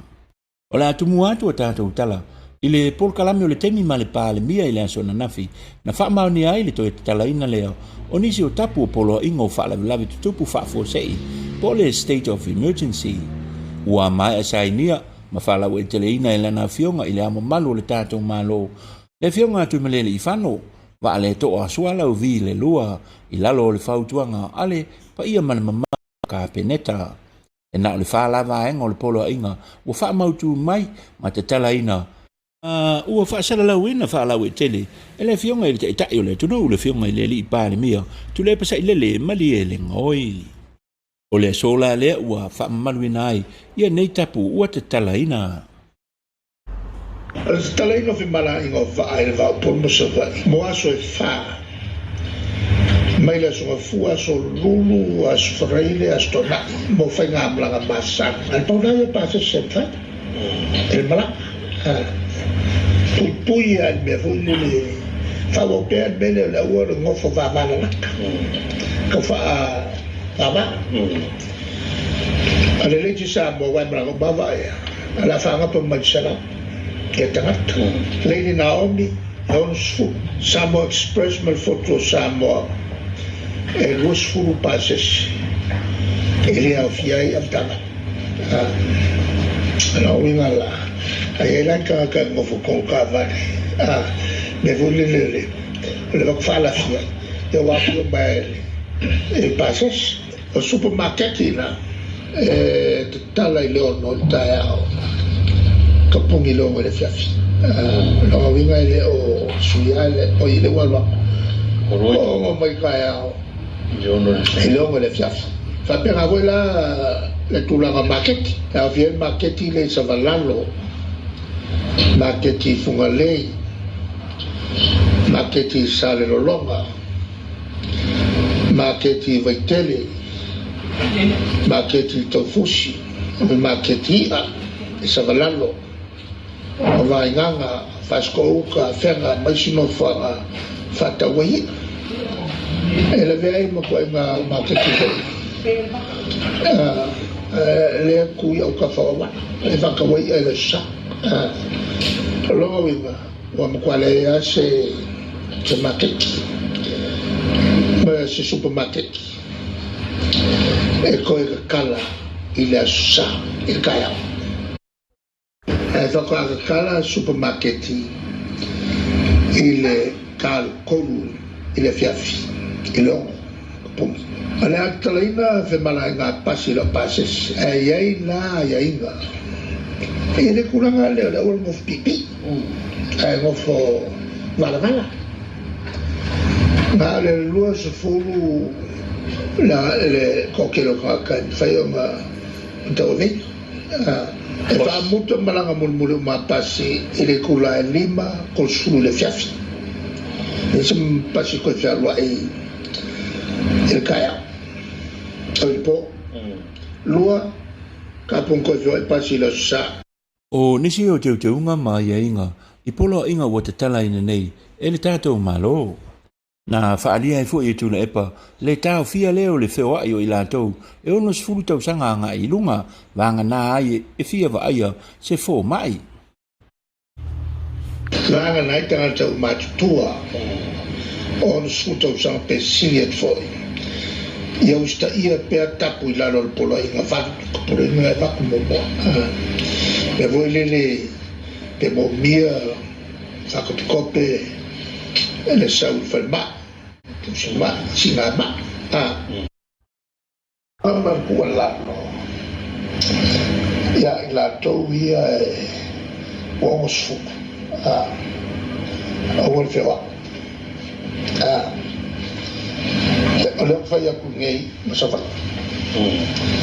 e ke ya wa sau va pena mai oso mai ya se sawa si e ka fa ka si fa sa vi a koe oso mai lo hosi me mano si ka pongi no va e ke fiua ki kangi e ele koe am se va la winga la e winga ka kala ai ka kala i lunga ole o ka kala male faket mai o koe fa ua ia loka e se taimi e vai a koe ia au ma ka plaka o se fai el melale e wia inga kaka ai fa ke ua whaalia fwoi e le malo o le ama whai lava o na wha malo sia nei tapu o te talaina i sona taimi wha atope ma wha fuasei le toe tapu nia pe a whai a moa se tasi ua ngase i le nei wha mai i le numanai o nisi o tala ua wha maunia mai nei e so upo le malo ma le kapeneta nisi o tofinga fou o wha au lulunga o matanga luenga le malo ua tofia ai nei mo le temi mua se tamai tai le susunga ia le li fano esta Manila Silipa e ave ma pulisili o le matanga luenga o tusi pasi maanga va atavuloa o le Samoa Qualification Authority o le nei tofinga sa tau aveina e le tinaya tui manu sina Dr. Emma Cruzeva ai le tinaya le li fano esta Manila Silipa e tele tau sanga o ave ma pulisili lango o le nei matanga luenga le malo o nisi o tofinga e au fiai le pulisili o le whalapi tupitonga o whapitunga tupe mo le lumana i manuia o Samoa le nupi wha o toe tofia nei ei le fionga pauli Prince Surin na te toe tau aveina o nei tofinga umalava e tai tolu tau sanga ma toe whafowina la tau kon karate le foi la e ei le tofinga le sa whaasalalawina mua atu o le pulisili o le whaletupe o le ati nae lea ua toe whaawawina e le tamaitai o whauwena susana la ulu mai la fio anga o le pea. Ua whaalia nei le whaafifia inga leo nisi o le au whai whaatoanga i le maketi fau i funga lei. O na o i tū la toe whaopopo lea ua te tala i le maketi ua toe tala ina i le malo. Whaalia nisi o sui o le au whai whaatoanga ma le maketi e whato a maua lava nai se leni i teimi e mana waitangata whai ngā luenga i le tāle o le lima i le fiafi. E tau lei ni whaatau i le aso atoa. Ai pau leo le teimi, e mawaini nai whaatau, e mawai fo ini nai se leni. Ai alu le aso atoa, wana o le nonofo lava, e le aini whaatau. O nisi o talau whaalia nei, e le tau sala o le atunu o le tamaitai a whanu pa o Nancy McFarlane. ua maua nei lo na avanoa e au nai i le matanga luenga o le soifua maloloina i le nei vai teimi au iai Samoa i puipuinga o le whamaioti o le coronavirusi. Pali le tausala o Samoa au iai ono tiute ngalue ai i le matanga luenga o tangata tawhau mai mua mai fafo i le nei tausanga atoa wa iai fo i malifa tananga e ngalue ai i le matanga luenga o le soifua maloloina e whaonga iai lona tomai sa whau umai ai i au kilani i New Zealand. Le la ua whaua wai nei tiute o le tamaitai tausala o Samoa o ia o se tamaitai tausi soifua. O nisi o tala o Samoa sa whaia mai iai ta longa o le Pasifika i le tausanga umawai e lua afe se furu mo le iwa le fo i sa fuafua mai iai le tunu e whaia isi ta longa o le Pasifika i le tausanga e lua afe e lua se furu mo le fitu. O atunu o Fiti, Guam, Vanuatu, Matahiti, o atunu ia sa wha moe moe, e whaia ia le pālota, mai le atunu talawhea ngai, e whaia ia nei tālonga mo le tausanga e lua a whe lua se fulu ma le fitu. Pe tai ono le tūlanga o ngaonga o le wha mai o le coronavirusi. Lea ua toe tōlo poa nei fuafuanga tā ua. O le masina o se tema, o le tausanga nei, sa wha moe moe whaia ile nei pālota i Saipan. Pe tai, ua toe tōlo i le tausanga fou, o no tūlanga lava o le wha mai. O lo tausi e pe le komite o talonga o le Pasifika le saonga le mu. O nisi o tātou tala, wā whea fo i le au pongi sa, le fio anga o te whaeono matama, le fio asi mapatu, ma pea fo i la ua matua, ta mapua, mamanongi a manu, te nane le mamalu, le nofo i tu a inga i a fuata, ono o le vala au pa ia le atua, i le tama i a te o Richard ta peni wha i waso, i le amatanga o le neiva yaso. Tele nisi o tū te sa ngalue ai le nei tama o ia o se lo ia sa ngalue le tū mau foi i le uni laka pi e Samoa ma sa avea foi o ia o tai malanga o le tele o tātou au masi i atu no i fafo. Sa tautua le fio ngā teo i le kalapu laka pi e vaiala ma sa avea i o ia ma whaila utusi o le kalapu i tau sanga e tele. E whaamaise e foi le nganga o le atua i le pa ia o le ainga o le fio ngā i a teo apea e foi ma le fale tua, ma le nofo a alo, e mouso na nofo anga mau le langi, e tau tua ai. Ia manuia lo malanga uso. O le awhai o toi fo i mo tātou tala manuia te le lava le tāpo inga Samoa, whasoi fo ia, ma ia manuia. Ia whawhatere lava le wa fionga tawa, i tala matango fia mai i ro tātou atinu i Samoa, ia whawhatai lava ni ngā ruenga, ia whamanuia tu lava le tua tu sai maritofi. O e ngalue ai mo le sifa fonga o re tai a 4 Radio Samoa. Arenga te lea ole atunu e pele i ate oi. I o lea e wha malo wha tai tere lava i au ngā ruenga. Malau au nanga. Ia e le mawhai o na sola wha alupe. E te upe lava te tonu i lo mātou nei nganga wha tai. Ia o le tamina nei ia alo maia. O tala nei mai i le lau whanua i lo tātou nuu o long pēns mare lau tele. O si mai o la tō wha fonga. Talofa lava, talama i lau whanua. Wa ripatia mai te tonu e Mary Strand tingi e whapea, ua whase furu mani lua o e ua mani liu i le so, i te tonu o le whaitau wina i le tu malo o Los Angeles. Ua ngā i lunga re to tele ua mani liu, o se vainga e le mawai o se fia o nisi, ma re to tele o a inga. O tausanga ese umalawa ua a fia, e maise le se furu mani fitu tausanga, e o atu i le ono se furu mani fitu. Wa whaele whaititia le nei whainu mera ona ua se furu mrafe i la tau ua a fia i le nei wha mai. E tu sai ma tausia tonu o re tulafono, e au ngā pia lava ona tausia re tulafono ole ona futu i le vā. Na sau noa whera e whapea o le au ngā telo le nei tulafono i a whaititia i o le pipesi ma ne a fia o le nei wha mai i ta tonu o Amerika atoa. Aile ngata i lea le tu malo o lo ia ona tausia ina.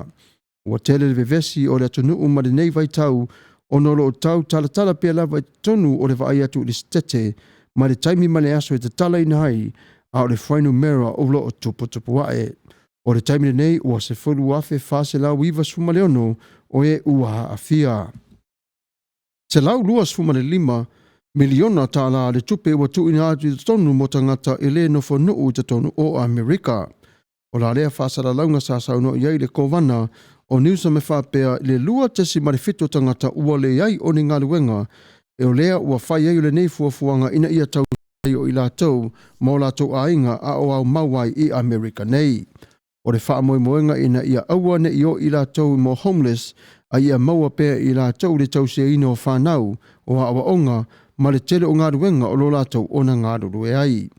O le ofisa o lo talaina i le taimi e valu i le tai au sa ia whangata mai i le valu i le pō. O la lea tu la fono wa ia na tu na ata tonu o le ofisa o whainga fono ma ua pāsia uma i le se lau luas fu ma le 5 miliona mo le tupe mo i lātou e le ino mau ta tonu o Amerika. O le tau seina lava o le lofa a walo lātou ngā ruenga i ta tonu le economy pāpei o na ngā rue ai. E toa tele tangata ua maua o lātou siaki nei mai ta tonu le stimulus payments. O nei siaki umalava ua maua mai ta tonu i le tupe sa fo ina mai ta tonu o le malo a o whawhenga i le toa tele o tangata ma le whaamai o le coronavirus. I le ngata i lea o le taimi o lo iai le malo tonu o tāpuni o le tele o ngā ruenga o nei se foi ua le whaaiti o lātou ngā ruenga a ua ave ese mai i lātou i ngā ruenga masangi i le tai lua se fonu ma le wha ma le tolu se fonu ma le lua o i tūla o le vai aso. O nei se o company ua ngā rulue i le se fonu ma le ono o i tūla i le vai aso ma le lua o vai aso. O la rea tupe e au ngā le e fisosoani ai a wale nei vai tau a o iai le atunuu i le whaamai o le coronavirus. O le au whai o le tupe tu i le mai tonu e whapea e awhi lua se lau i le tamā politina o lo o whai la tau la fonga ai 5 se lau i le tamai teiti. Lua se lau 5 sfu marfitu o i la tau nei ua afia i le coronavirus i le aso. Ua iai la se mai whapea ua le mawhai o na tau fia i te tonu i le afia i te tonu o le itu malo. O le nei wha mai marana afianga ua tele e fo i mara swinga o le tau ua iai fo i la tau ua afia i le fulu ai mase lava i le tau vivela ua o iai o le nei vai aso. Le vai aso le nei mara vai aso fau o lea sa whaalau lo atu i le tō tele le mamaru le tunu e hao o na nofo uta iai o vai aso pito o siri nei o na tinga aina o na o le suswinga o le tau i le vivela malona mawhana whana. O nisi o whale ainga wa lea tō le whaonga aina le toi wala au mai te tonu i ate i la tau o na aluatu leo le tangata tu inatu o le mea ai i a inga. O na o le puipuinga mai i le whamai o nisi ia o whale o loa wa lea toi mawhai i la tau o na toi lango ina o whale ainga nei o na o le nei whawhi tauli. Ta sau noa i te tonu le soifua malolo ina e whapea e au o na whai e nisi o whale o loa ma nisi o whale ainga le nei tu la whono ina ia tau fi ai o le sasao ma le awhia o whaamai ma le mai te tonu o le United States. O le aso o la sa whale wiloa mai ai fetus fu ma le 5 o whale ainga te tonu o Los Angeles ua se ese mai o ilato i la lea vaenga o le avato me ai lunga o le app po lunga o le telefoni i le toa tele o le atanu. O le puipuinga ina ia awane a fia o se tasi i le nei whamai. O tatou tala nā mai i lau whanua.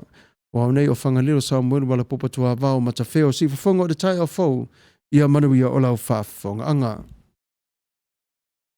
Ia o tatou tala nā mai i lau whanua nā sa o tō whafonga mai ai ia sa taunia to fo i ele sunga reli whaiwhi au ia whangalero Matafeo ia mare whafso ta i atu i te tonu ia Mary Strini ia pe o le teine leo lo a mai umai o tala umalawa te tonu o le lau whanua o le tatou wale si whasala lau ia o le lai sene fo o sia teine o lo whaonga e tatou ia o mea umalawa lo tatou ona whai ia tatou tala nei mai lau whanua ia o lo iai lava le source le main source o lo a mai ai tala nei e le eila se tala e apatuei le tatou wale si whasala lau watu i whafo e au noa ma tala nei o lo au mai e se teine lea o lo whaile mawhutanga mawhana ma le tatou nei la au ia whawhutai te le lava le mafuta mai ma whanangolongo mai a tatou tala mai i lau whanua ia au le awa vai e se pese le tasi ato e fo i mai lea na iei fo ilo le tasi au tala le te fiatara noa tu e fo i ati o tau le tasi fo i o vaenga ito i sili fo ilo na manaia ua maua fo i tangata Amerika na a mata mai le vai yaswa le na te atu nei se ia o mai lava le teimi nei o le update phone na le foto a maua mai se teine lea ia au se mai lo whaafonga le pese o saunia.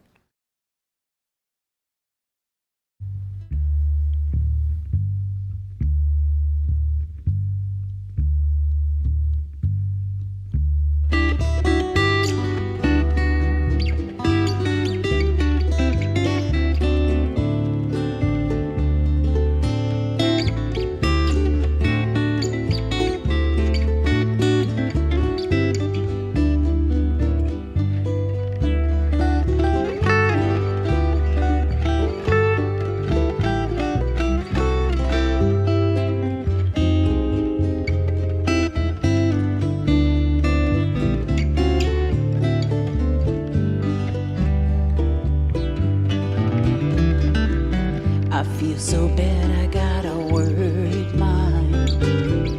I'm so lonesome all of the time since I left my baby behind on Blue Bayou.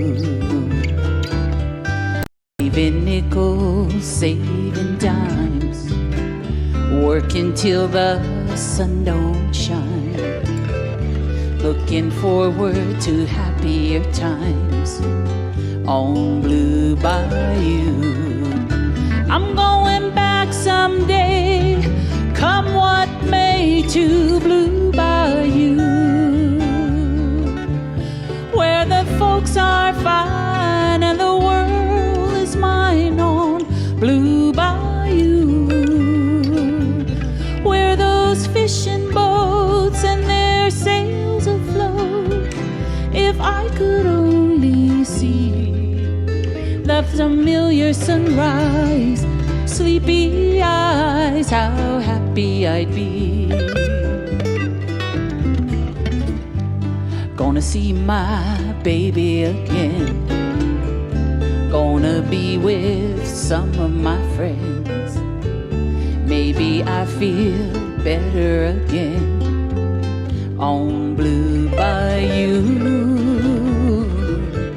Saving nickels, saving dimes, working till the sun don't shine, looking forward to happier times on Blue Bayou. Aloha nui wau, I ku'u o ne hanau o laie.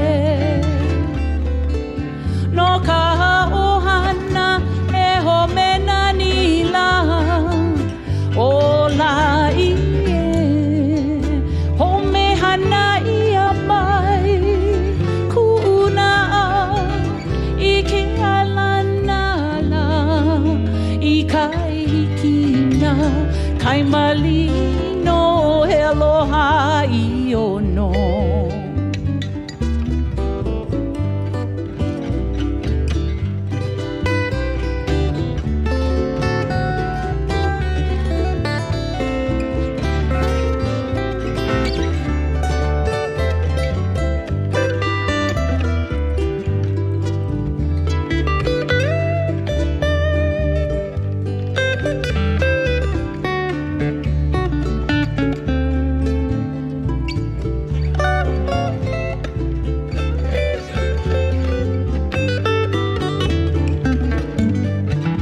Aloha nui wau, I ku'u o ne hanau o laie.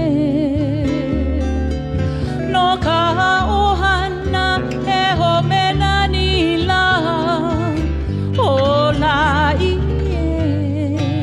Ho me hana ia mai ku'una I ke alana la I kai hikina kai malino he aloha I ono. Well, I'll never be blue, my dreams come true on Blue Bayou.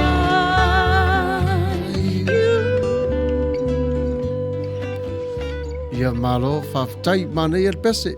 Pese ia o aso ia. Ia pese whaina o aso nei. Ia ole tasi nei o tala ia o ngā furin tātou ona e whaafonga mai ai. Ia ole o tātou uma ia wale ato o tuare whaasifulu o I tū la. O ila tātou wale to e whaingaruenga. Ia mana tua. Laua maua atu le siaki e ono se lau tā lana e whapipi ia tua ilunga o lau unemployment. A whapea la, for example, a whapea o lau unemployment na sau tonu whapea e tolu afe available to you. Ia ona vai lea I le masina ma le vai yaso e te ngalue ai. A whapea la e maua le lua vai yaso pe varisu 5 tā la pe se lau se 10 tā la from the unemployment. Ona tu ele ma le ono se lau I lunga o lau siaki le na. Ele eila se tax o le ono se lau ai taxing out lalo unemployment. Mana tua, a ave oila o siaki le unemployment, fai e tax lau unemployment. Awone ave o fa peta tongi muli o le tax.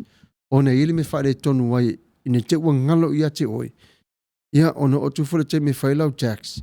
Ia wa te le fole tupa te tongi. Ai sili au na whai e lato tax me as you cut my check. Ia ona ave esa i re lato. A le ono se lau ta lale nai pipi i mai lungo lau siaki. Ia ele ma whai ona tax e lato le vaenga le na ona tupe na le na mai tonan malo. Len tatou tala no le te le i o le fisoasoani al malo le nei. I tangata whainga aluenga. Ma tangata petele sa tangata Amerika. E pui lava o e le malo. O le ese foi le malo me ta o le lofa wha apitu i on tangata. Lala le whai loa to le ia male malu a whapea lava e o oire nai le i whaiara o unemployment o le aso le na ave ese mailau i oi mare ngaluenga wa i le ngalue o na e nofo le mtoi mawhau e to attack mai a la to le temile na le sa e nofo ai. A whapea wa lua vai aso le fato a whainau o unemployment ia e o mai fo e la to ina le taimi a to ale na ia e tongi e la to le taimi na sa whale tonu ai o ia mana tua ai alu ti apalai ia i le unemployment fa o ngai o le website na to tonu le EDD e ta ua le COVID-19 unemployment ai awa te aru kiliki whanga le tamale pito i lalo unemployment for a long time ma nei lava le kiliki le COVID-19 ava pela oile e te unemployment for a while. E qualify lava oi. E qualify lava. Ona e aile au ngā tele tono tupe le walaile tax bracket le ringa amai le 0.1%. Ele tele mo unemployment. Ia au ngā i te tono le tupe le malo ma le tasi o mea e pui mai foi oi le mero le overdue au tax le overlay o le lei o lau overlay payments wanga le au ngā tutongi o le taimi le nei. E au ngā ila le whātumo lau pepa online tu umai e o i tū la tu au mai o i tū la na e a whapesa fulma le ono na whātelele le tupe le i tū la na te ngarui ai o le gross amount ina le na ia na tuu le tutongi le bracket mua. Ia tu mai le bracket ono lua tusi le aso o le aso te whainga ruenga ai ia maaso e te le ngalue ai, o le aso sa e ngalue ai, ma le aso sa e le toi ngalue ai. Ia ona whaasoro solo mai le e lua lava i aso e vatu e la tau ia te oe. E le taimi lea e te whaatumuini ai le pepa le nei. O le au ngā o le pepa lea. E le tupele o mai e le malo, o lai mana o le malo ia e alwe whaio lau unemployment. E manao. E mo i lawa usta ngata whai mai o te le fia whaunga ina se te ua tupu se mai po le anoa ia e mana tua. O aso nei, o laife me le malo, alu e whailo unemployment. O le ala le nā rena to e tuu atu, ade telo le vai ngā tō pere lua se lau 5 piliona le to e mai fafo. Le sa atu watu i lima o le unemployment. So se iti di lawa tonu Amerika. Ia na ia tau si ai, ia tangata whainga luenga, ma ainga. Ia ma whawhaula o le tu le aso le nei, ia o le tangata ele no whamau i Amerika, undocumented immigrants, ia vai, la watali la to siaki. Ia o ta ua ia whainga luenga ana whanofo nina le whale. Ia, before they lungu, go online, open up the website, go under edd.com, or government, ia na eva aile ia nai mua i lunga le page na. Ia na tangwaki liki page na, ia wha tumu i loa malau pepa. Ia, ona tuule ia te la tau tonu. Ona toi tu ina maire la tau ia te oise pepa e meli mai i te tonu, toi wha tumu toi i oisi i tu la. It takes at least like about 10 minutes. Por 8 minutes a vave la foi tau ia e fa pena e puri lava o le taimi. A hala na tele le fesili o sau te tono le website lea. E mana tua o le pui-puinga o lo suafa, o le pui-puinga oi. Ia e foi taimi e te vai atua e sau lava le fesili. Ia e tau musu e tau tali fa pe te masalo salo e le ai. Tupe i ele fesili, wa i ele me tupu i ele talana i lalo whapea e afo. O le ale me tupu mai rau i ngōmo information, e fsoswani la tau e toi maua umau mea le mwhaina na maua se tasi. Ia o le au ngala le whautua atua i le tatou au mafuta, ia e eifo i la atua le atu i whawhoto Amerika, e tau wili e fo ila tau pe afa pe o lai no fo mai atunu i fafo. A o le nei la to pisinisi ma le payroll e tongi nei tax. E ma fai fo ila tau na apalai ai i le lalo lava le COVID-19. Le COVID-19 le tupu nei. Ia, o le nasi na wha popo atu i le taimile nei le tūlanga o lo i ai. O lo wha ngā solo pe lava. Lo wha ngā solo e tusale e asa mai o le coronavirus. Ia, ai sau maalia fo i tuar so soni Amerika i le tau sia ino tangata le whainga luenga ma tangata whainga luenga. Ia, ma tangata anu umalava. Ia, o le nasi na tala no atu, ia o le ase i tātu hute pese i vai ere nei teimi, ia fo i sau komeni, ia tala no mai, ia ona on tātu tutu na ile, ia maua tātu ai mānei o le nei tu la fiafi tātu te share tu vai fo inisi me o tō maua, me le o maua i mātou. Ia, o se mai la wha afau.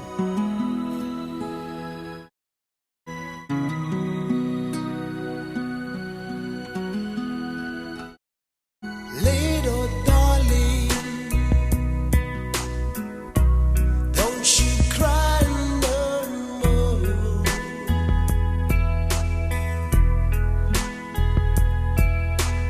Love will ease the pain, wipe your tears away.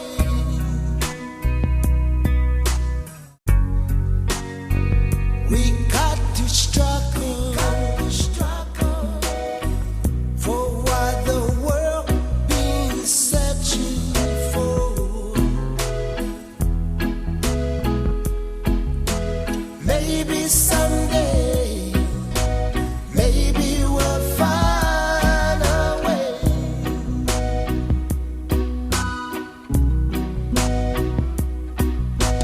Love is all we need to keep happiness in our family. Heaven help us find a way.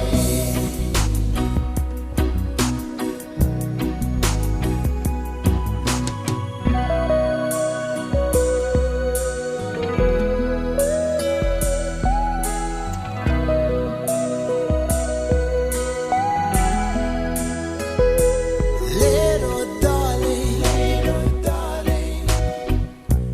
don't you cry no more. Cry no more. Love will ease your pain and wipe your tears away.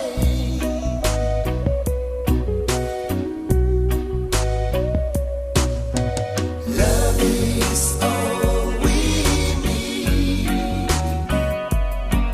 to keep happiness in our family. Heaven help us find a way.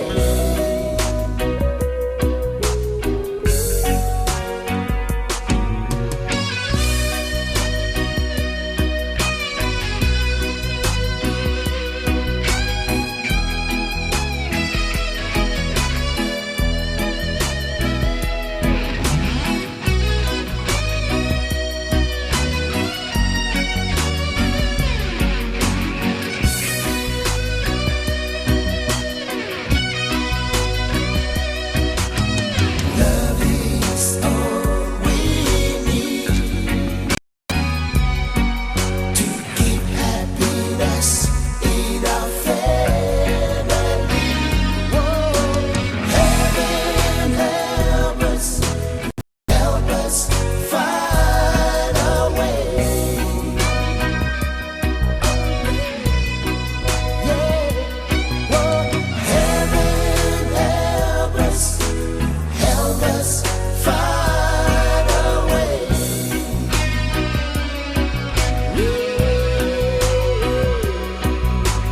Heaven help us find a way. Ia malo whaftai le whatasima le tato porkalame a tonu lava ro uma solonga le leipia lava mea umare nai tu o le kelope ia whapene fwere nei tu Ia o tara no pe lava i te tono unemployment e wha manato tu pe lava i tātou le au whaingaruenga. O i vaenga fo ia i le mawhaina qualify e o le unemployment. Ia malama le tātou, ia malama tātou quick. If once you quit, ia e le mawhaina maura unemployment o le ro ma tātou wa. But if you're fired from your job, ia e maua o le unemployment. A le lesi vaenga pe wha pe wa lay off. Ia e ta taula ona whaio lai o i tono le teimile nā. Ia ona mawelo tausanga a toa na e le vaenga tupe na e maua i oi. A matauli o le tupe le na tua te tonu o le unemployment. O le tupe lavare na oi. Nā sau ma tono FCA. Tono o siaki. E te vai te tono lau paycheck ni ere mena FCA. Ia maisi kout na pe lua na ia. Ia tupela na ia tono le unemployment. I teimi o whaavelawe whapenei. E tupo ila o whaavelawe. Ia laua iei le tupe e te mawhai o na tauola e na tau whaonga ina ma teimi nei. Ia o tau su e manuia se ngā ruenga. Ia o le whalawilo atu na i le tato au mafuta. Ia le ai maise lava tato ia tato tono Amerika nei. Ia o tolu wa malama o mai tato wai whaafsiringia fo i pea e apalai atu i le teimi le vaenga le se leni le nei. Ia mataulia mai awale a vea le maala whapea e le mawhaiona e qualify a stia kada, try. Anu peo e tamu whai. A whapea wa umala wa unemployment teimi nei o lai ei le extension. E mawhai ei ona tuisa so. O teimi fulani nei ma nei le extension. E au ngā ona o lea i tātou le safe at home. E au ngā fuila ia ai mataulia whao ngā le covered unemployment e mawhai o na maua le ngā luenga le nei. Ai tātou te tala noa pe lava i lungo me mama i le manino. Ina te uwha pēse tasi ia o wao loto whai ngā luenga ai se ai le mawaisa o unemployment. Ia e ele mata o pole wha pēr for those of you for le whai ngā luenga under the table. Ioi e manei e lava ringa luere nā. Which is a lai maua atua mailu tongi. Ai ei lava rona whare tonu. I taimila ia whapene e tupo mai whala lava nei. Ai sea, wa efo ele mawhaiona e aru claims unemployment. Ele o register lau Social Security letter whai ngā ruenga. E mawai tono le tupe whaile e tupo mai whaave lave ona e ratu le tamu whai au mai. Ia o le tele la whainga o le tasi o vaenga. Ia e whainga tae fo na maua se taimi se tupe te li tae ai pe a matua. Wa lai tele lava le taimi na nete ngā lue. Ia o lai maua ma le tupe le te vai le taimi nei a waile ma fau atu mori lo manai. Ia wai whai nei ngā ruenga nei under the table, leise insure, leise retire, ia leo tupu mai le unemployment, ia mela na tauna ma fau ia i tātou, ia ai ia e pule lava le tangata ia te aina ona tau whailo atu. Le au ngā tere o le wale suere company e te tongi e mawailau siaki. Ia e awa te vai le vave le tupe sau mai lalo le lau. Ia e manuia i lava na o le tangata e o ninga le pese nisi le na. Ia whale tonu waila i tā ua fo ile yaso la whape nei. Ia e whailoa tue le mamalu le tato o au fia. Ia o teimi nei tue whama ai pentala. Ia po leale le leo lo whengainga ma le pule lo ingalue ai. Ia va aile lumanai e tā ua tele. Amerika ma lumanai le tu inatu tangata whainga luenga. E matau tia tele. Aisea ma losi le economy. Papenafo i New Zealand ma Australia ma le tele fo isi atunu e malo losi fo la to economy. I tupe tu inatu i tangata ua malo lo mai i ngā ruenga. Ia le nā le tau whailo atu ma le fisoso atu, ma le fisoso anya tu lava. Ia taimi nei wa tau lava o na i tātou ia o whaia ngā ruenga under the table. Ia it's time to work on the table. Awa tu whaia ngā ruenga se tasi lalo. Ia e whai alofa atu lava ma le alofa atu ia. Leo tupu mai whaawalai whapenei wa le mawhaintu o tu e whai ngā ruenga wanga nā ai leo waenga i lo ngā ruenga e whaingo au wala. Ia makunkalakte ia lo whai mo driveways. Ia ai pule la ia staffu nei le nā alona sā. ai pe manai lava le sa ili o le kampani te ngarue ai ia e mau ai fo i lo mana e te malo lo pe aua fo i ne tupu mai ni mai ala e te iloa o la elo iai lo insure ia o lo manai e fo la te tongi na una fonga te tono le malo ia toi recognize e fo i o le malo ia mga ruenga ia o le nane whao popo atu le tato mata upo le neitu la fiafi ia ai manatua lai ua sau noa pe lava le ia neusame e wha manatu lava le to tele wa to tele undocumented immigrants Los Angeles le tu malo o atu ola e tu le lenga la asonga fua a mata i le valu le tai au e tau i le aso whareile valu le tai au i le valu le fiafi valu le fiafi le asonga fua e tau le aso whareile ia wa extension lai na ia i tu la na ona e fua fo i le to tele o tangata ia ai ia a fiu atu matalatu au e tala mai tua o tu siaki e fsosuani fo i tau seina o ainga ia o le taimire nei ia o le awhawhiawhia atu le puni alawa a mani pese le fautuanga i topulanga ia usi mai o la auto whaafonga ia manuia la whaafonga anga.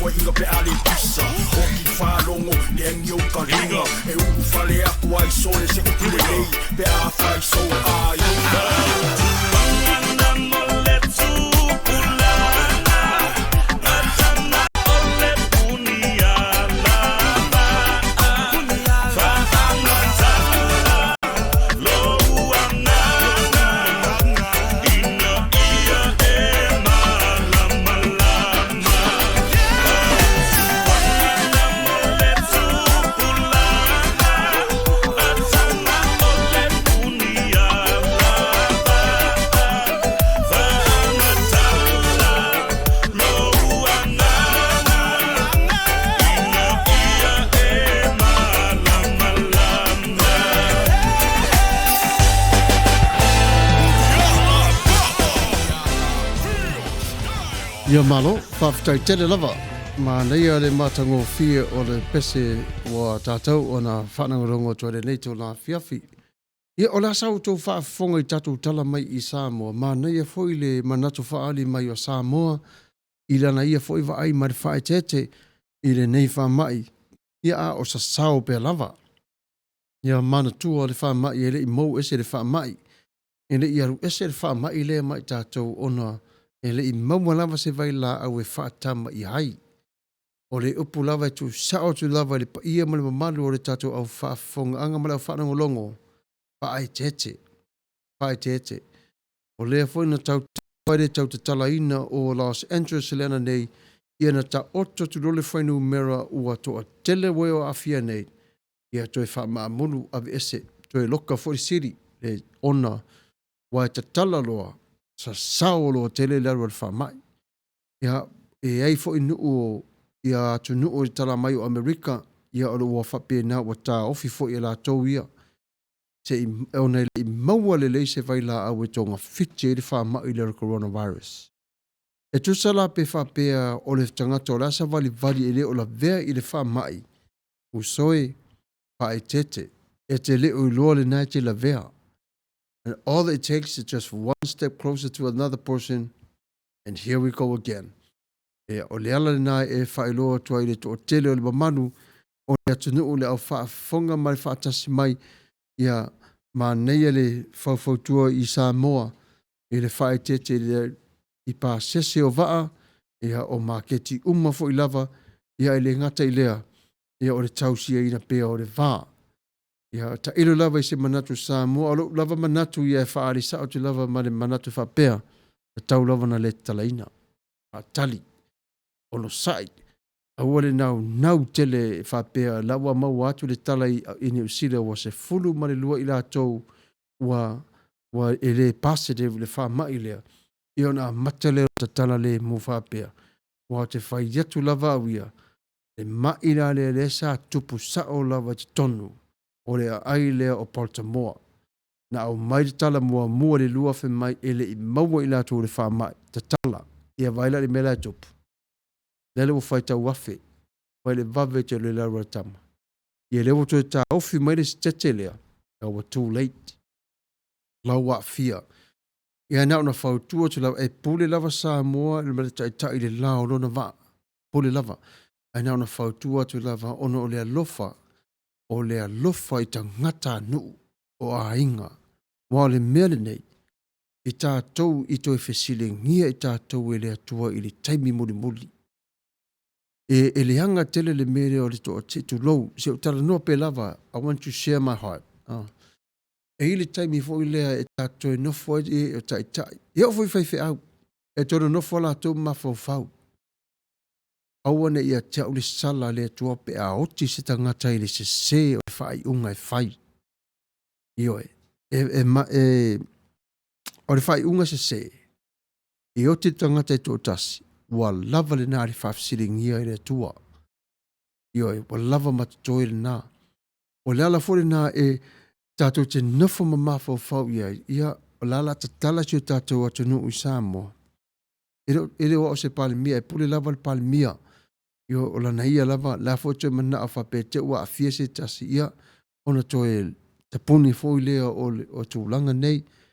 Ia, e tusa lava la pe fai mai o la ua o vatu su enga ia mai ni usila ma neia bi ia le tua ai ta tau pe lava na ta ofi ia uia va fo ia L8 na au mai lo se lau fitu su ma riva na sa ili fe mai e negative vai le tua ta malo L8 le e ta puni pe lava city o le lau manuia le ofio so manuia ai o ta tala mai o lista ngata mai fafo le tasu tete ia lewo tau ai me fo le numero tau mali lunga a le ta mo fai pe lava ia o la uira anga na moni lava le anga moni lava ia chau ia pe o vave on tala ia o la fo sa te atu le fai le pa fo ia mata ulia o la wa o tu wa fe sa o lava o e pon ne fa mai e pe o la wa tu ia lu se fa ta lo fa malea o le ala na wa fai e mask tono Amerika ua maua tala lau au watu le ea o le tangata. Ia tatu mafofau ia me whapenei ea hoi. Leo wa wawe na tala ia alawa matana ea pongo natu le whaamai ia ai o tau tele tangata whamai le ai ia ato wae mai Amerika. Ia ua whai uma mask o tangata pe alatu whafol public. Mai ele mai loa le tangata lo a fia me mea lava ia e ono ti ngā ai o le tino le tangata ia masilo na ola.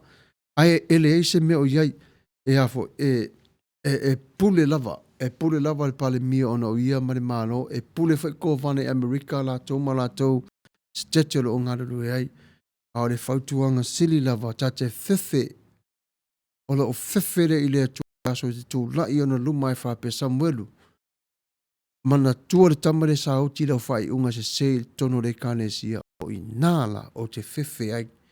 Ai nao sina fautuanga lava le tata mao le tanu le ai o te le whapea o te soli vale lo mota mia wha mole toi liu le tō wha. Aua le manatu le fia mai o mai le numero o whai mai ma neia.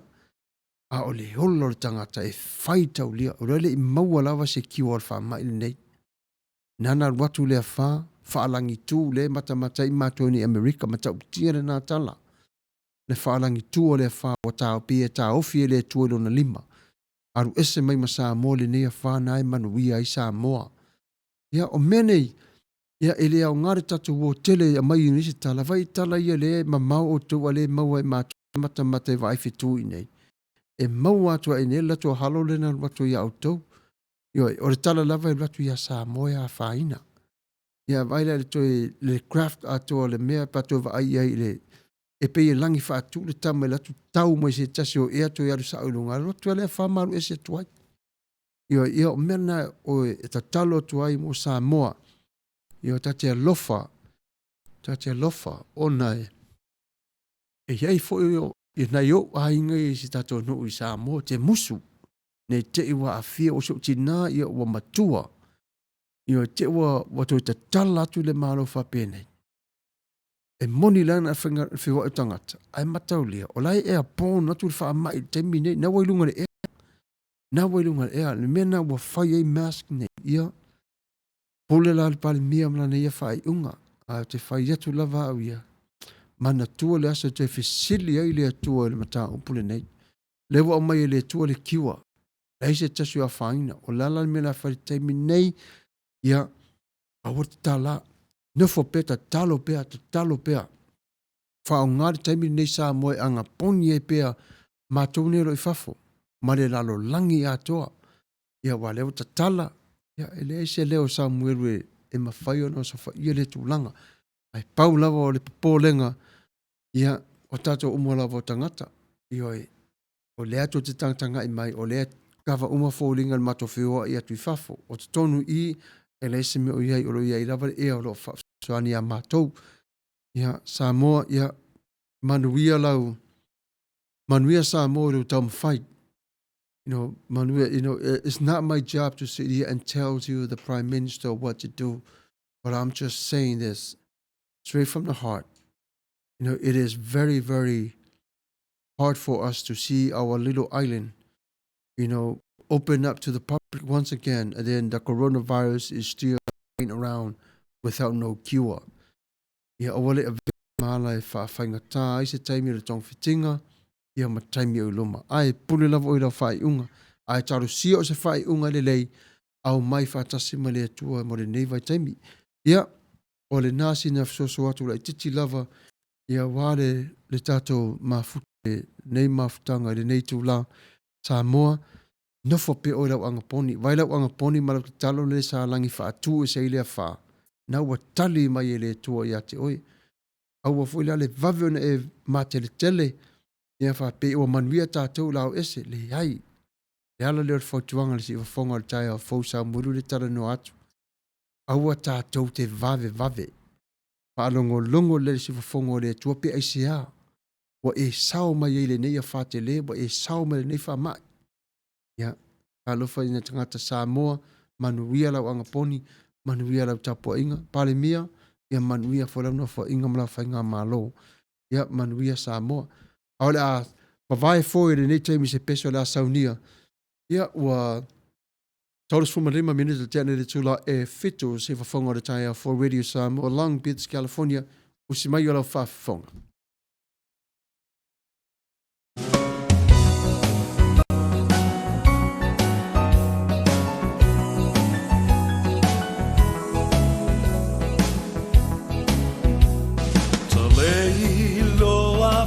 Fua lau wa umataua o olea le pungai ua e whaapea mai ai o whea alofa a maoni o le alofa e tau i le oti ta alofa i o umanatu o le oa e tui alo ufatu e mana tua le amatanga ia umau loi mata na e whai mai e le ai se unga o la ta mafutanga wa e lo nei le olanga ua sui fo i olo uanganga o nei mau mea na o mana o iai ua lelea uma i le ala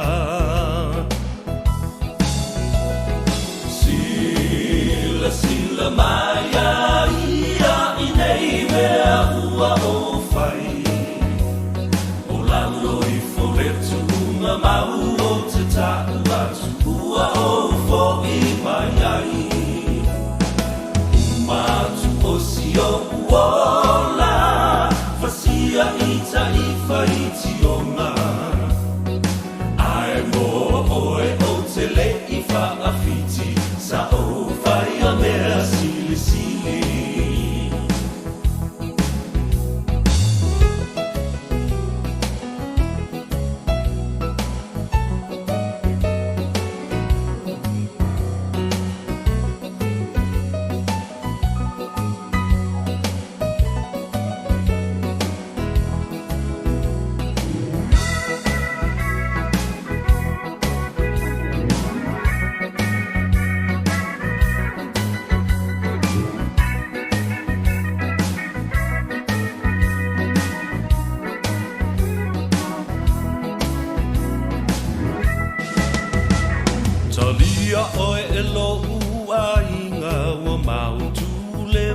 saninga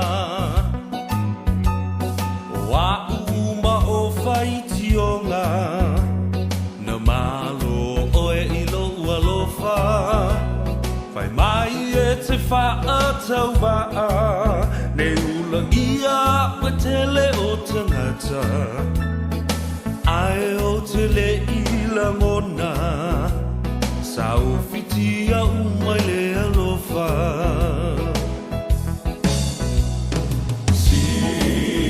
sila maya ia i nei mea ua o fai o lalo i foretu unga mau o te tāu atu ua o fo i mai ai umatu o sio uola fasia ita i faiti onga ai mo oe o te le i whaafiti sa o fai a mea sili sili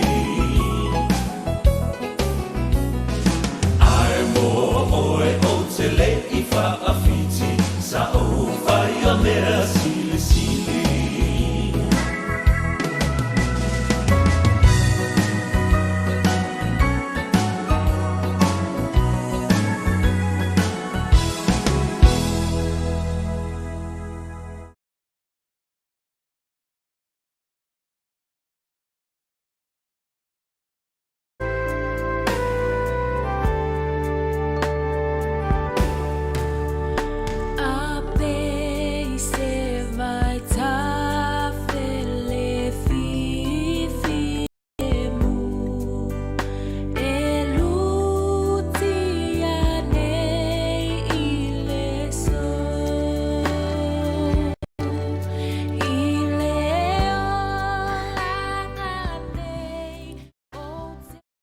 Whawhanga mai e le whaita wina o le awhionga pa ia le atua.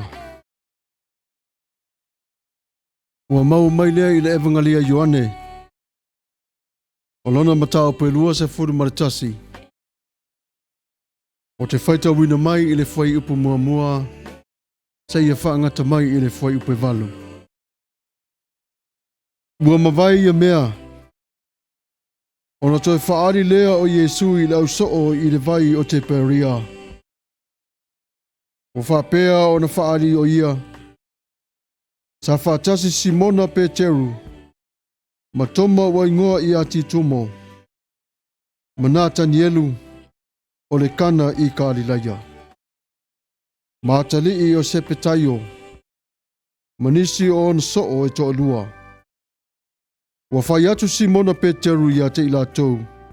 O te alu, o te whangota. Wa whai mai i latou i ate ia.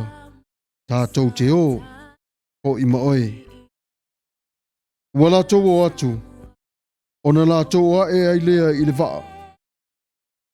Ai le i maua se ia. I tasi i le po. Wa o i le tai au. Ua tu Yesu i le au vai. Ai le i loa e le au soo o Yesu lea. Ona whetalai atu lea o Yesu i ate i latou. Le whana ue. Pei ai ea ni au tau mea e ai. Ua latou tali mai i ate ia. I le ai. Ua whetalai atu o ia i ate i latou. I nā lafo ia le upenga i le tūtau matau o le waa. Ona o tau maua ai lea. Ona latou lafo lea. Aua le tue mawhai i latou ona toso ae. Ona o tau mafa o ia. Ona whai atu lea o lana soo walo whaina e Yesu ia Peteru. O le ali lea. Ua whaalongo Simona Peteru. O le ali ia. Ona ofu lea o ia i lona ofu. A wana whaasau i le ia. I le uoso i le vai. A ua mai o iso o i le waa. O toso mai i le upenga ua iai ia. O wā e le vā mamao. Mauta. E 50 ngafa. Whamari mai o le tua i le whaitawina. O lana a fionga pa ia. Whamai le taitai i o i tātou le nei aso se upu e whaile mamatua. Whaiva o le vaveao. Whaiva o le vaveao. E le whaperitani o Don Catch. O le whai upu e 5 maleona ua avea lea ma upu tātou te whtalatala i ai. Taitai nei i tātou le matua o le nei a fiafi. Mai i ta tonu o le tusi whaitau aso. O le ekalesia e whaka asa. Mai le whaitawina o le whai upu e 5 maleona. O na whetalai atu leo o Yesu i a te i latou. Le whana ue. Pe iai ea ni a o tau mea e ai. Wala tau tali mai i a te ia. E le ai. Wa whetalai atu o ia i a te i latou. I nā lafo ia le upenga i le tū tau matau o le waa. Ona o tau mauai lea. Ona latou lafo lea. A ua le tue mawhai e latou ona toso ai. Ona ua tumu i ia. I le tusi i whaitau o le ni yaso. Wa o e Yesu le whaiwhaiva i le au soo. Au le au soo wa leva ona latou ona ola masoi fua i le matata i le whaiwhaiva. E iei le awa onga tele tātou te maua mai i le mata upu silisili lea i leva. E ui, o se matata ua leva ona latou sila fia, maola mai ai. Ai le ai, manatu mā le au soo i le whatanunga Yesu. Ua latou isu stai, ma whaalongo i le whatanunga Yesu e lafo le upenga i le itu tau matau o le waa. Ma o lea na latou tali manu ai, pe tali manu ai i le tele o ia. O le tupu ola o le misiona, o le uluai e kalesia ma le au kerisiano sa manuia ona o la tātou usu stai. Malalo o tātou whaalongolongo i le li. E pei o nā oa o mai i le nei tala. O le manuia fo'i o le ngaluenga tā lai a le ekalesia i nei o naso. Wa whamanatu mai e le nei tala e ta tau o na sui a tātou fuafuanga pe āwala au Yesu i se mea tātou te whaia. E tu sa lava pe tātou te manatu e sili atu lo tātou i loa. Le ai lava se tau tai e soi fua pe ola mai i le lalolangi le nei i loa loa o na whangota. E ta tau lava o na iai o se tasi e ao a wina o le tau tai ma wa ai e fo i le tau tai i ngā luwenga e whaia. E whape whea o na tu o le maunu i ta tonu o le mātau. E whape whea o na o mauru lalo o le sami au noa ma se tane manawa. O ngā luwenga umanei, e tā pena pena umai o lo mafo fau ma lo loto ma lo wanganga atoa. O le tā penanga le nā a Yesu i a te oe mo le tāla ina o lo na finangalo i le se kone o lo o mua mai. O le alofa lea ma le anga le lei o le atua e le mawhai o na māwa vai ese mai i a te oe. O le ale alofa, o le alofa a wao. O le tau mawhai ina i e ola tupu wae, e iai o mea i o lima. E te le i ola mativa, e te le i ola whaanoa noa, ai e te ola tautua mō lona mālo. Le nei awa o ngā sili ua tātou o na maua. Whai mai walatou o si tai man lafo i le tūtau matau o le waa. Le upenga. A o whai ngoina le upenga i le taimile nā ma le lātou taimile nei, o le a upenga o le usi tai. Walatou lafo ona o le usi tai ma le tari tonu i a Yesu. Walatou va ai o se va ainga e fau fo i a te i lātou. Taimile nei, ua nao i lātou. Awa whata ia i lātou i le tūwai le tūlai mai o Yesu. Panga nā Ioane sa ia o nei loa o le li. O lea se whaiwalo e iai i le nei tūla. Oua e tatala tu ea o lima i le li e whaonga ina oe i lau whainga whaiva. For some of our audience, non-speaking Samoan, the message today is coming from the book of John, chapter 21, verse 1 to 8. But I just want to pick up on this verse 5 and 7, when Jesus told his disciples to cast the net on the right-hand side of the boat. I call that's the net of obedience unto the Lord. That's faith. For all night long they were fishing without no fish. Moments later, when Jesus arrived on the water, on the seashore, and he called them out, "Children, have you catch any yet? Is there any food to eat?" Their answer is no. But here's Jesus struck to them, cast the net to the right hand side of the boat. By then, you'll catch many fish. No lātou lea ona whatanu uina maro lātou wanganga a toa toa. Lea nā tu fuaifo. A ore taimi fo i lare nei e tāua, wa lātou toi wa ai atu ia Yesu i le nei lava vaenga o le tūstala. Jesus prepared a meal for them. Early in the morning at the seashore, he cooked fish for them. Imagine having a breakfast with the Lord early in the morning in your house. Imagine inviting the door with somebody knock on the door and then you open up. It's Jesus that is walking in. Maybe it's your daughter or your son. Maybe it's your mom and your dad. Prepare breakfast. Invite them to come at the table. Share that. Eat. Trust me. God will use those moments. Maybe we go through times we're dealing with illness in our bodies and our strength is not able to fight through it. Our life is a laili upole tua. He is the healer. He is God himself who understands what you're going through now. So anga i whangota. Keep on fishing. Keep on casting your nets. Remember, cast on the right. Cast on the right.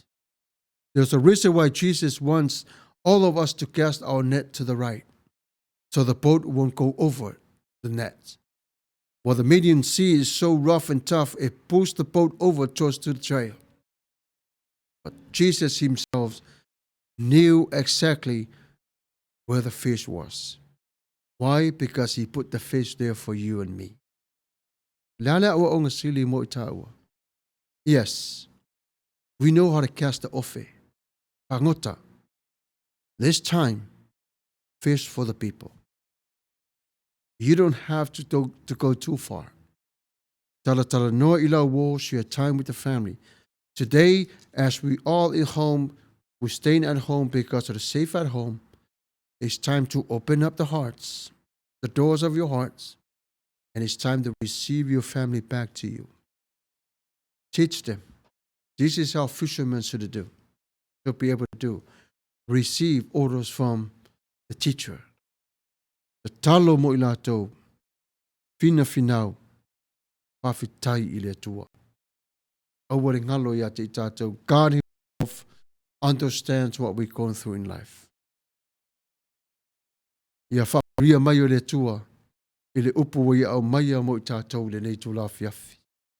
Ia whamanuia le tua lau tāpenanga, le whaangaina fo i o lo suafa malo ingoa, malo leo, malo malosi, i le tala le lei o le whaiva mō tangata. Ia manuia lau whaafonga mai.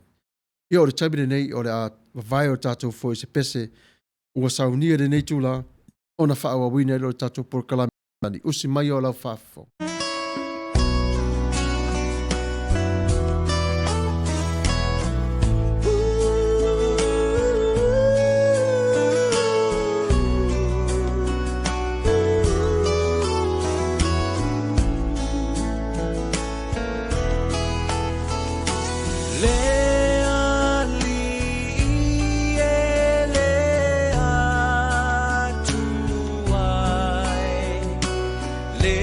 Fine.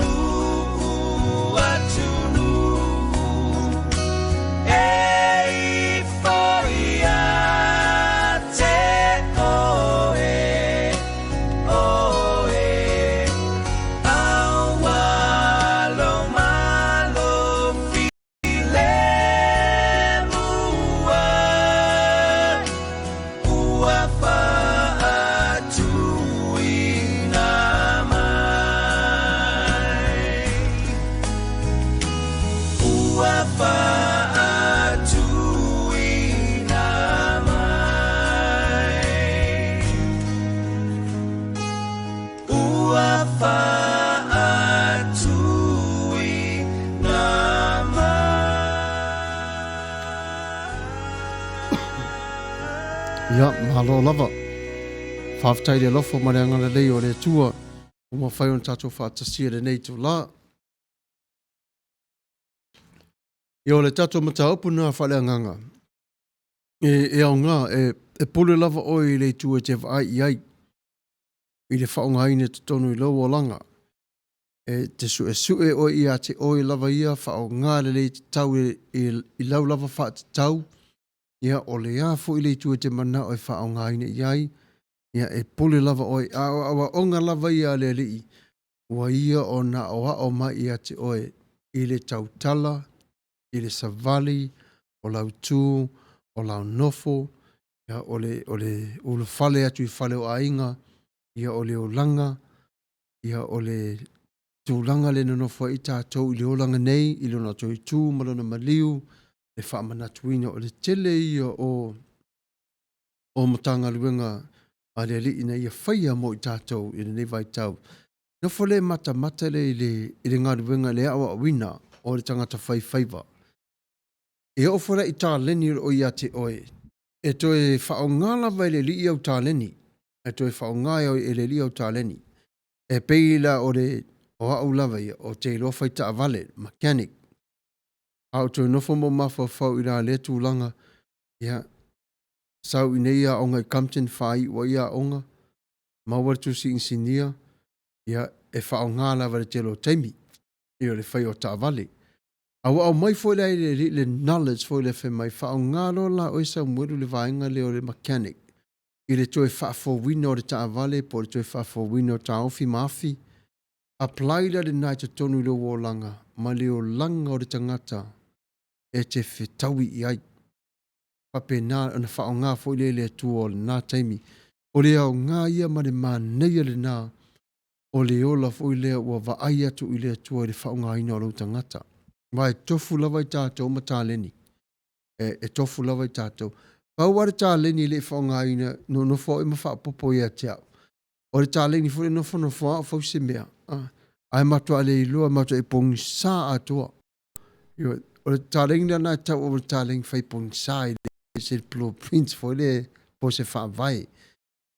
Ngai le li i tāleni wa i avatu i a te oi. God will use your gifts, your spiritual gifts and your talents. Ia o ngāre nā, ia e te tāla ia tuai se whina ngalo, lona whina ngalo i so se tasi. Ia ma oe for how to build a relationship with you. O le au ngā nā o le mana i o le netu si te lelo tāla. Ai awa te aru ma mau iai nofo le oi meditate what is God is giving you. You know, God will not overload you because He understands and He knows how much, you know, how big is your strength. E loa le mafa, e loa fo le maa lo tino, ia e loa fo le maa lo mafau. Ia o lele nai e tufa tuai whapena e le tua whemai, aua te popole i le aso, ma mea te tupu ai, tua pe le aso i e popole lava ia.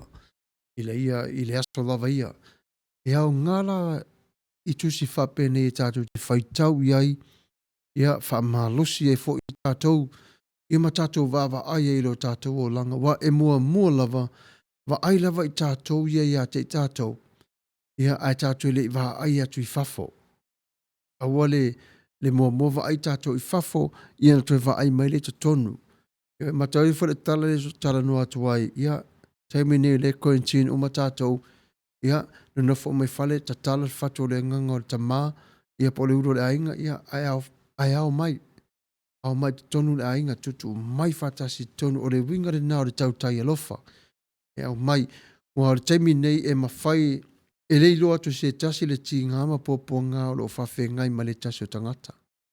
Ai ai le me pito i sili no tā uoro i a te tātou. O le tātou nofo talo mo i lātou. E leo na uo tātou te iloa, ia o tangata fo i tātou te leo iloa. Wari te talo Yesu, e le wha apito au lavanan te talo. Nen te talo mo i tātou lava. Ia ai maise oe lava i le alofa ma le angale lei, i yona lava lima. E wha manato tuai, a maua se taimi to e asi whai taule i ane luas fumaltasi whai mua whangata mai i le valu. Ia to e whatu e i o mawhauwhanga e wa ai Ia va aile lei po e usitai le tu ro fetalai le tua ia ti oe. E lau iai ia le neti po le upenga whangota. A wha mai e lafo le tu tamatau, lafo le tu tamatau. Ai awal wha mai e lafo le tu tamatau, ai nofo lafo le tu tauanga vale. Ia o vainga lana e au ngā fo i leo la tupu a e toi fotu a e le obedience, le usi ustai. O le usi ustai o le whatua tua, ia maritari tonu.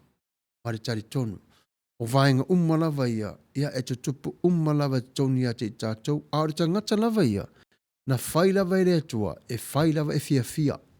Ioi, o le tangata na whai lava i le atua, na whai e fia le tangata, ia e le whanua noa le tangata, o e ilfesiri te o whapea, ia e il tangata e whanua noa le ioi, e le umia i o na whanua noa. E le umia ni whanua noa, onolo iai le ala o lo ilumatu o le whanua noa. Ia tātou te fia ma ori whātasi ai. Ia, le tātou pāanga le netu la fiafi ua toi tolsifu ma le whami nute ia ona mahe ai le tātou porkalame pātulanga ina. Ia o le avavai o tātou foi i se pese o saunia. Ia ona tātou o atu le vaenga muli o tātou porkalame. Encouragement, inspiration.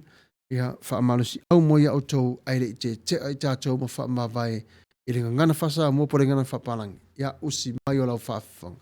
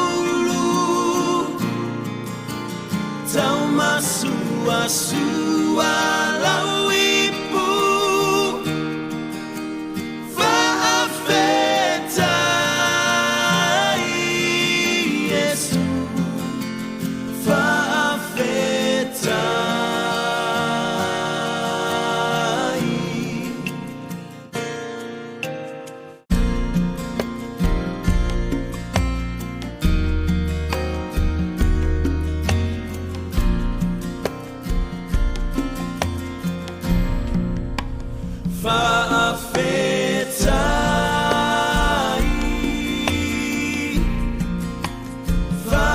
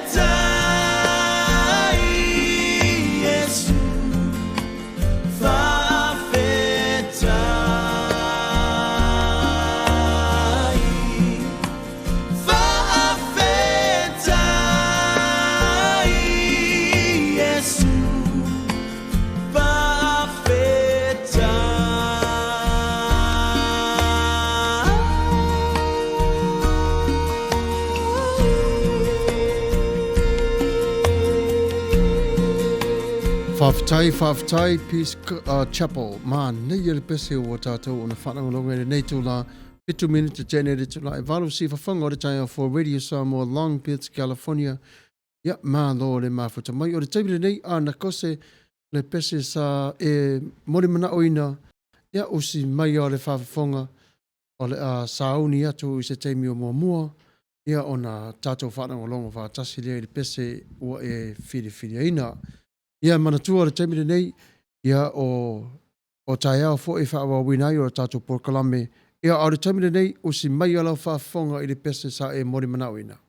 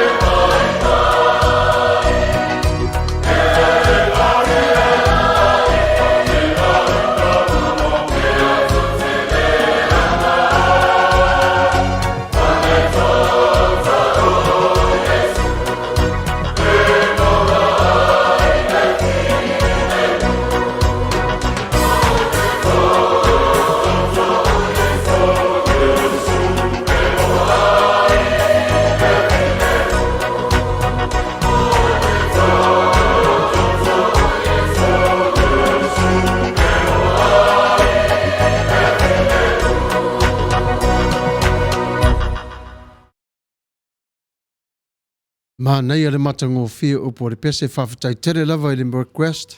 Ma nei a tele. Ia vi era lofa mareanga le leo le tua wa toe luas fuma leona minute.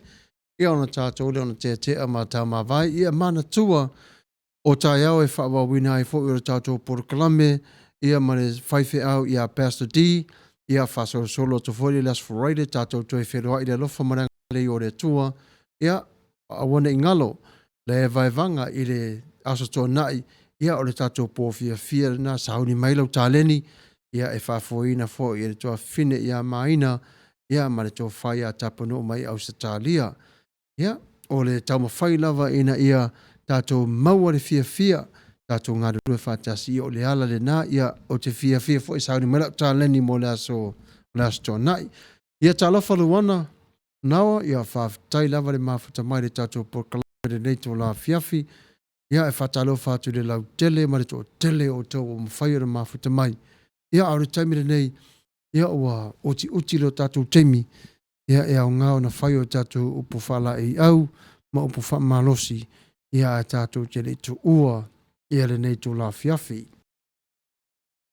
Pa mai le tuse Yosua, Joshua 24 verse 15. This verse is so unique. Now I want you to listen to these words. You must choose for yourself today who you will serve. You must choose for yourself today whom you will serve.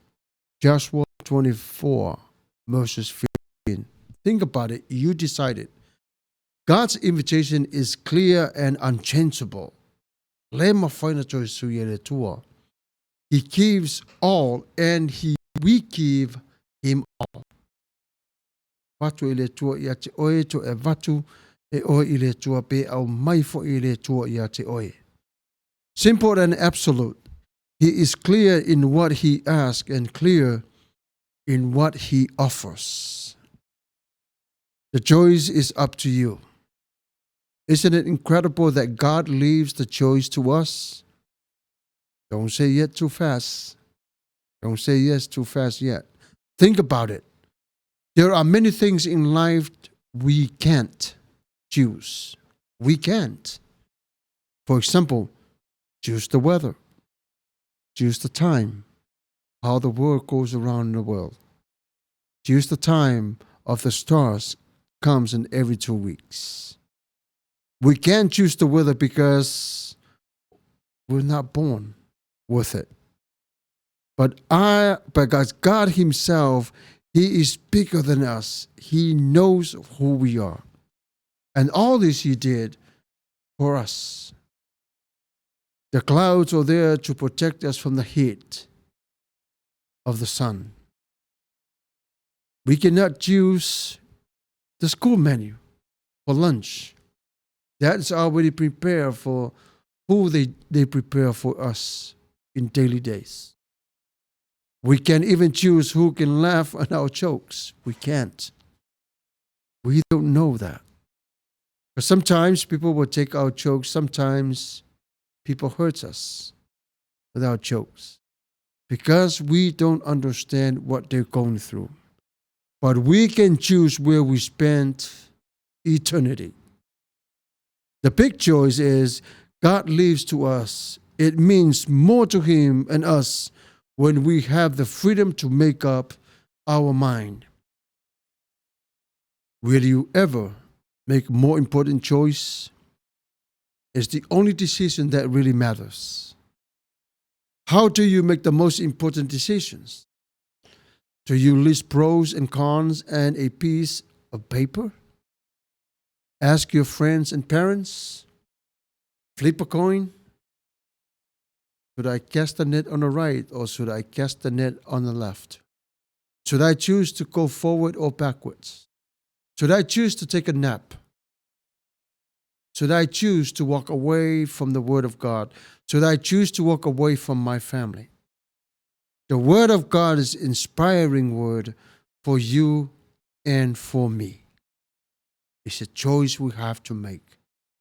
What choice are you going to make? Eternity choice or another eternity choice that you don't want to go to? To see God, you have to go through 2 ways.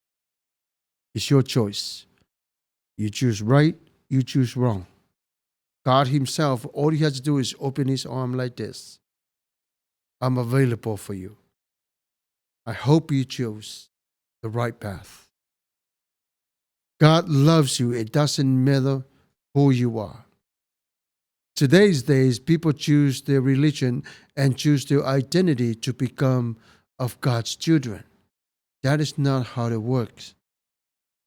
If you want to be Christians, you can't deny you are Samoan or you are Fijian and Tongan. To become Christian, you have to become children of God, called Christians. We're not going to choose, okay, I'm a Samoan, so therefore I'm going to heaven. No, we go to heaven because we're Christians. Even the Fijians, even the Vanuatu, Saipan, all United States, whoever listened tonight, because you're Christians. That's the way for us to go to heaven. Remember, God loves you. He did not make no mistakes for your life. All he did, it was to make things we did wrong, and he make it perfect, made it right, so we can be able to live in life that he dreamed of. Let's make that choice. Let's make that choice. Do not let the enemy to take you where you're going to be. The enemy wants you to make a wrong choice, to reject your God who loves you. God himself prepare all this good choices we make for you. He will help you. He will help you how to lead and how to walk with you. It comes to mind when we look at the Matthew chapter 20, verse 28, that it says, the Son of God or the Son of Man did not come to be served, but he came to serve others and to give his life as a ransom for many people, including our grandbabies, our great-great-grandbabies, our great-great-great-great-great-great-grandbabies, many to come. Even us who are living on this earth today. Everywhere we look, there's trouble. But deny looking at trouble, but look at the solution and how God works through that trouble for you. His life is very, very precious for you. Every time we pray, he listens. Every time we ask him, even though it's coming from the part of your life that is hurting you, let him have it. Cast on to him. He knows exactly how to deal with. He wants to save you. He wants to give you peace. Jesus says, bring all your troubles to me. I'll give you my peace. O le lofa mareanga le leo le tua, e le mawhai o na ia ngā tia oe. I se mea le whitawi i a te oe. Na te a o hao i a te oe, ia awane toi whaia i tā ua. That's part of grace. The grace, privileged grace that we don't deserve that. The grace that is going before us. Na i ngai o le tua le nei tu la, e a lofa le tua i a te oe. God loves you. Yes, we have good times. We joke around, but when it comes to the time for us to go into the Word, our God loves you. He knows who you are. When we come back, we're going to play this song, and then we're going to talk more about inspiration from the Word of God to lead us tonight and tomorrow. Just bear with us. We're almost there. So se fulma le 5 minute o na tātou te ale ma whamawai. A le taimire nei, o si mai o lātou whaafonga e le pese o saunia mo o tau.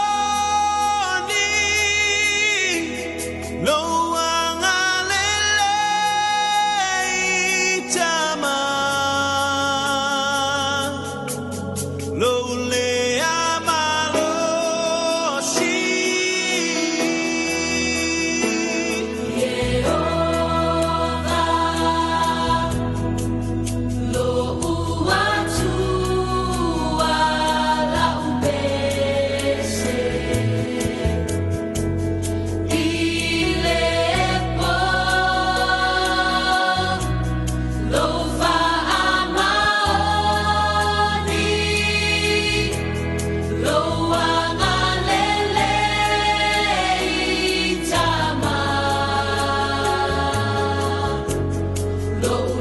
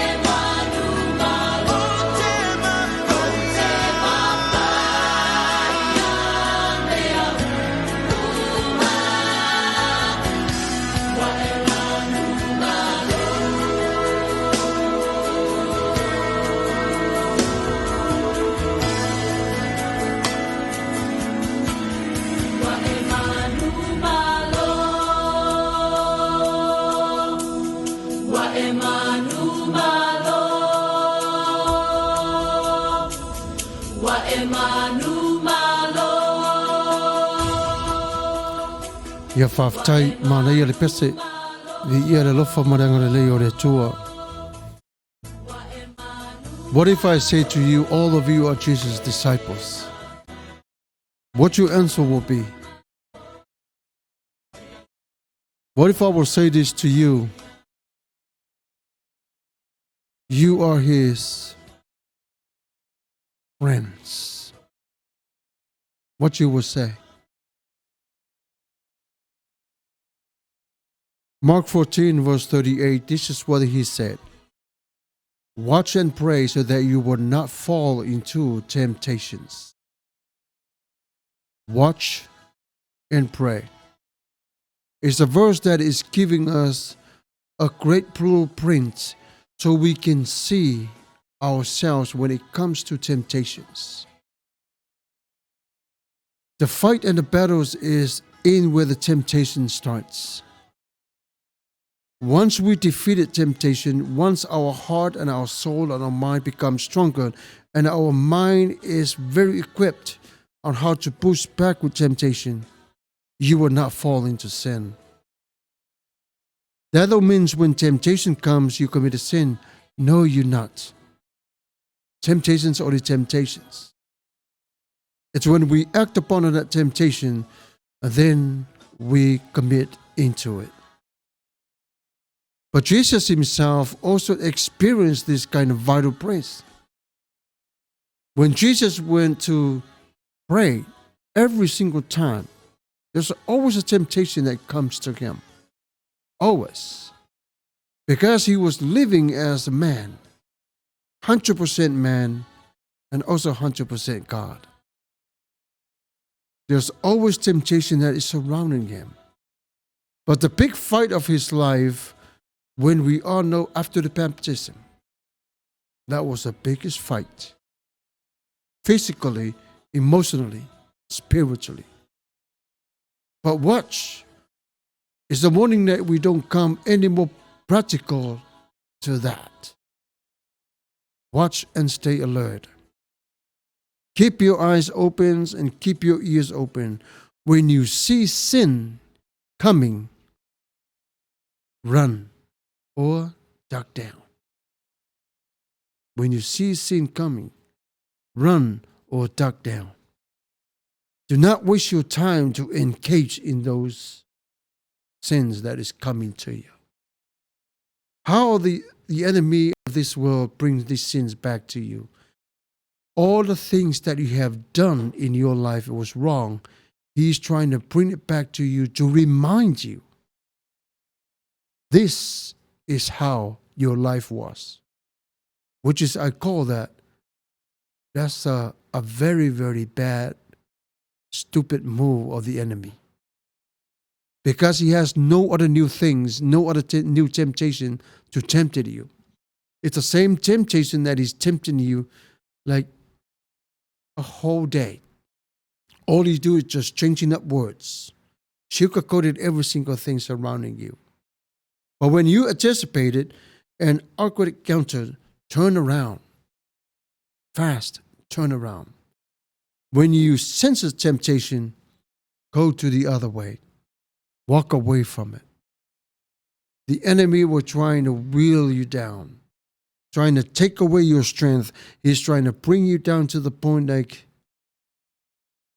you gave up. But I said earlier, you are Jesus alone's disciples, his friends and his families. Family that stand together, fight together, wins together. Even though some of the families that are not fighting as hard as the others, but believe it or not, we will win together. What Jesus was saying to the disciples and also to us is, pay attention. Pay attention. You know your weaknesses, so do I. You also know that the situations that is which your weakness are most vulnerable. It is true. Stay off all these situations. Walk away from it. When you walk away from temptation, it's a sign of victory. It's a sign of victory. Why? Because you're not giving in your time to it. You're not wasting your time into it. The enemy might go blah, blah, blah, and trying to twist your mind forward, back and forth. Choose to walk away from it. It's hard. But when your quiet time comes, the Lord's presence is more powerful than that. Take a back seat when you see temptation come and let God merge into your lane so you can follow him.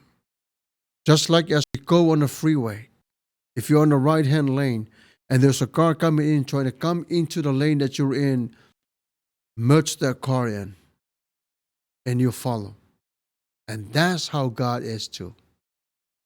When God sees us in trouble, he will come.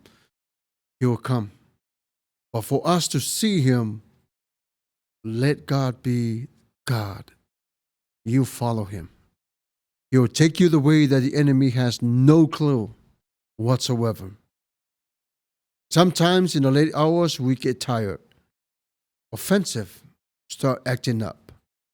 Whatever is given by Satan to us to hold our foothold, get rid of it. It's always good to take a nap. When you're tired, take a nap. Don't force yourself to study the Word of God or to do your schoolwork. Have yourself some time. Prepare yourself. Love yourself dearly. Satan will stay away from you when he sees Christ in you. Does he stop coming and tempting you? No. But every time they see Jesus in you, they know who it is. They stumble. They cannot come close to it. Because the glory of God that is in you is bigger than him outside the world. Jesus says this, pray. Prayer isn't telling God anything new. There is neither a sinner nor a saint who will not surprise them. What prayer does is invite God to walk the shadow, the paths of life that we're living in. Prayer is asking God to watch ahead of fallen trees and trampled children. For your children that have grown up in this life, or your family, your friends. Pray to God so he can protect them. The times that we see people build up fences, pray for them. Why they build up fences? To protect their family. What are these fences? It's faith. It's not a physical fence. It's a fence that is protecting them from the enemy, from all the downfalls on this earth. Family, it's time for us to say goodbye. Thank you all for everything. Thank you for the time.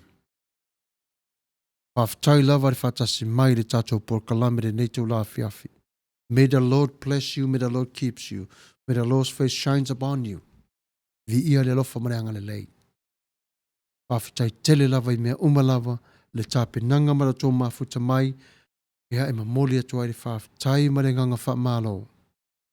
Mai lava le tāpenanga I le tātou ai ti whaatonu ta i ho o mai lava le nei tū la whaafitai vi ia le atua le alofa ma le anga le lei.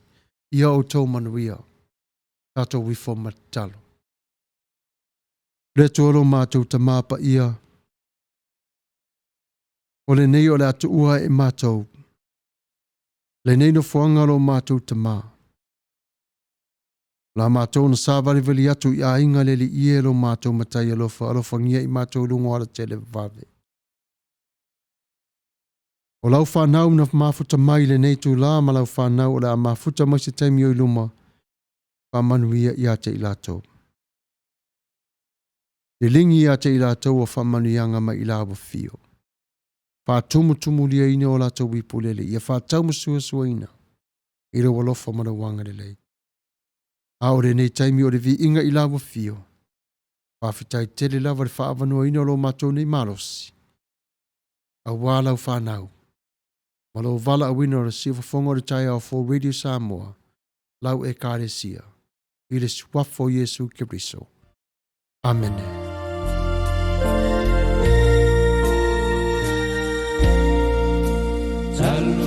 Talumai ana fea na elongo ai le tua mata utino au mangasala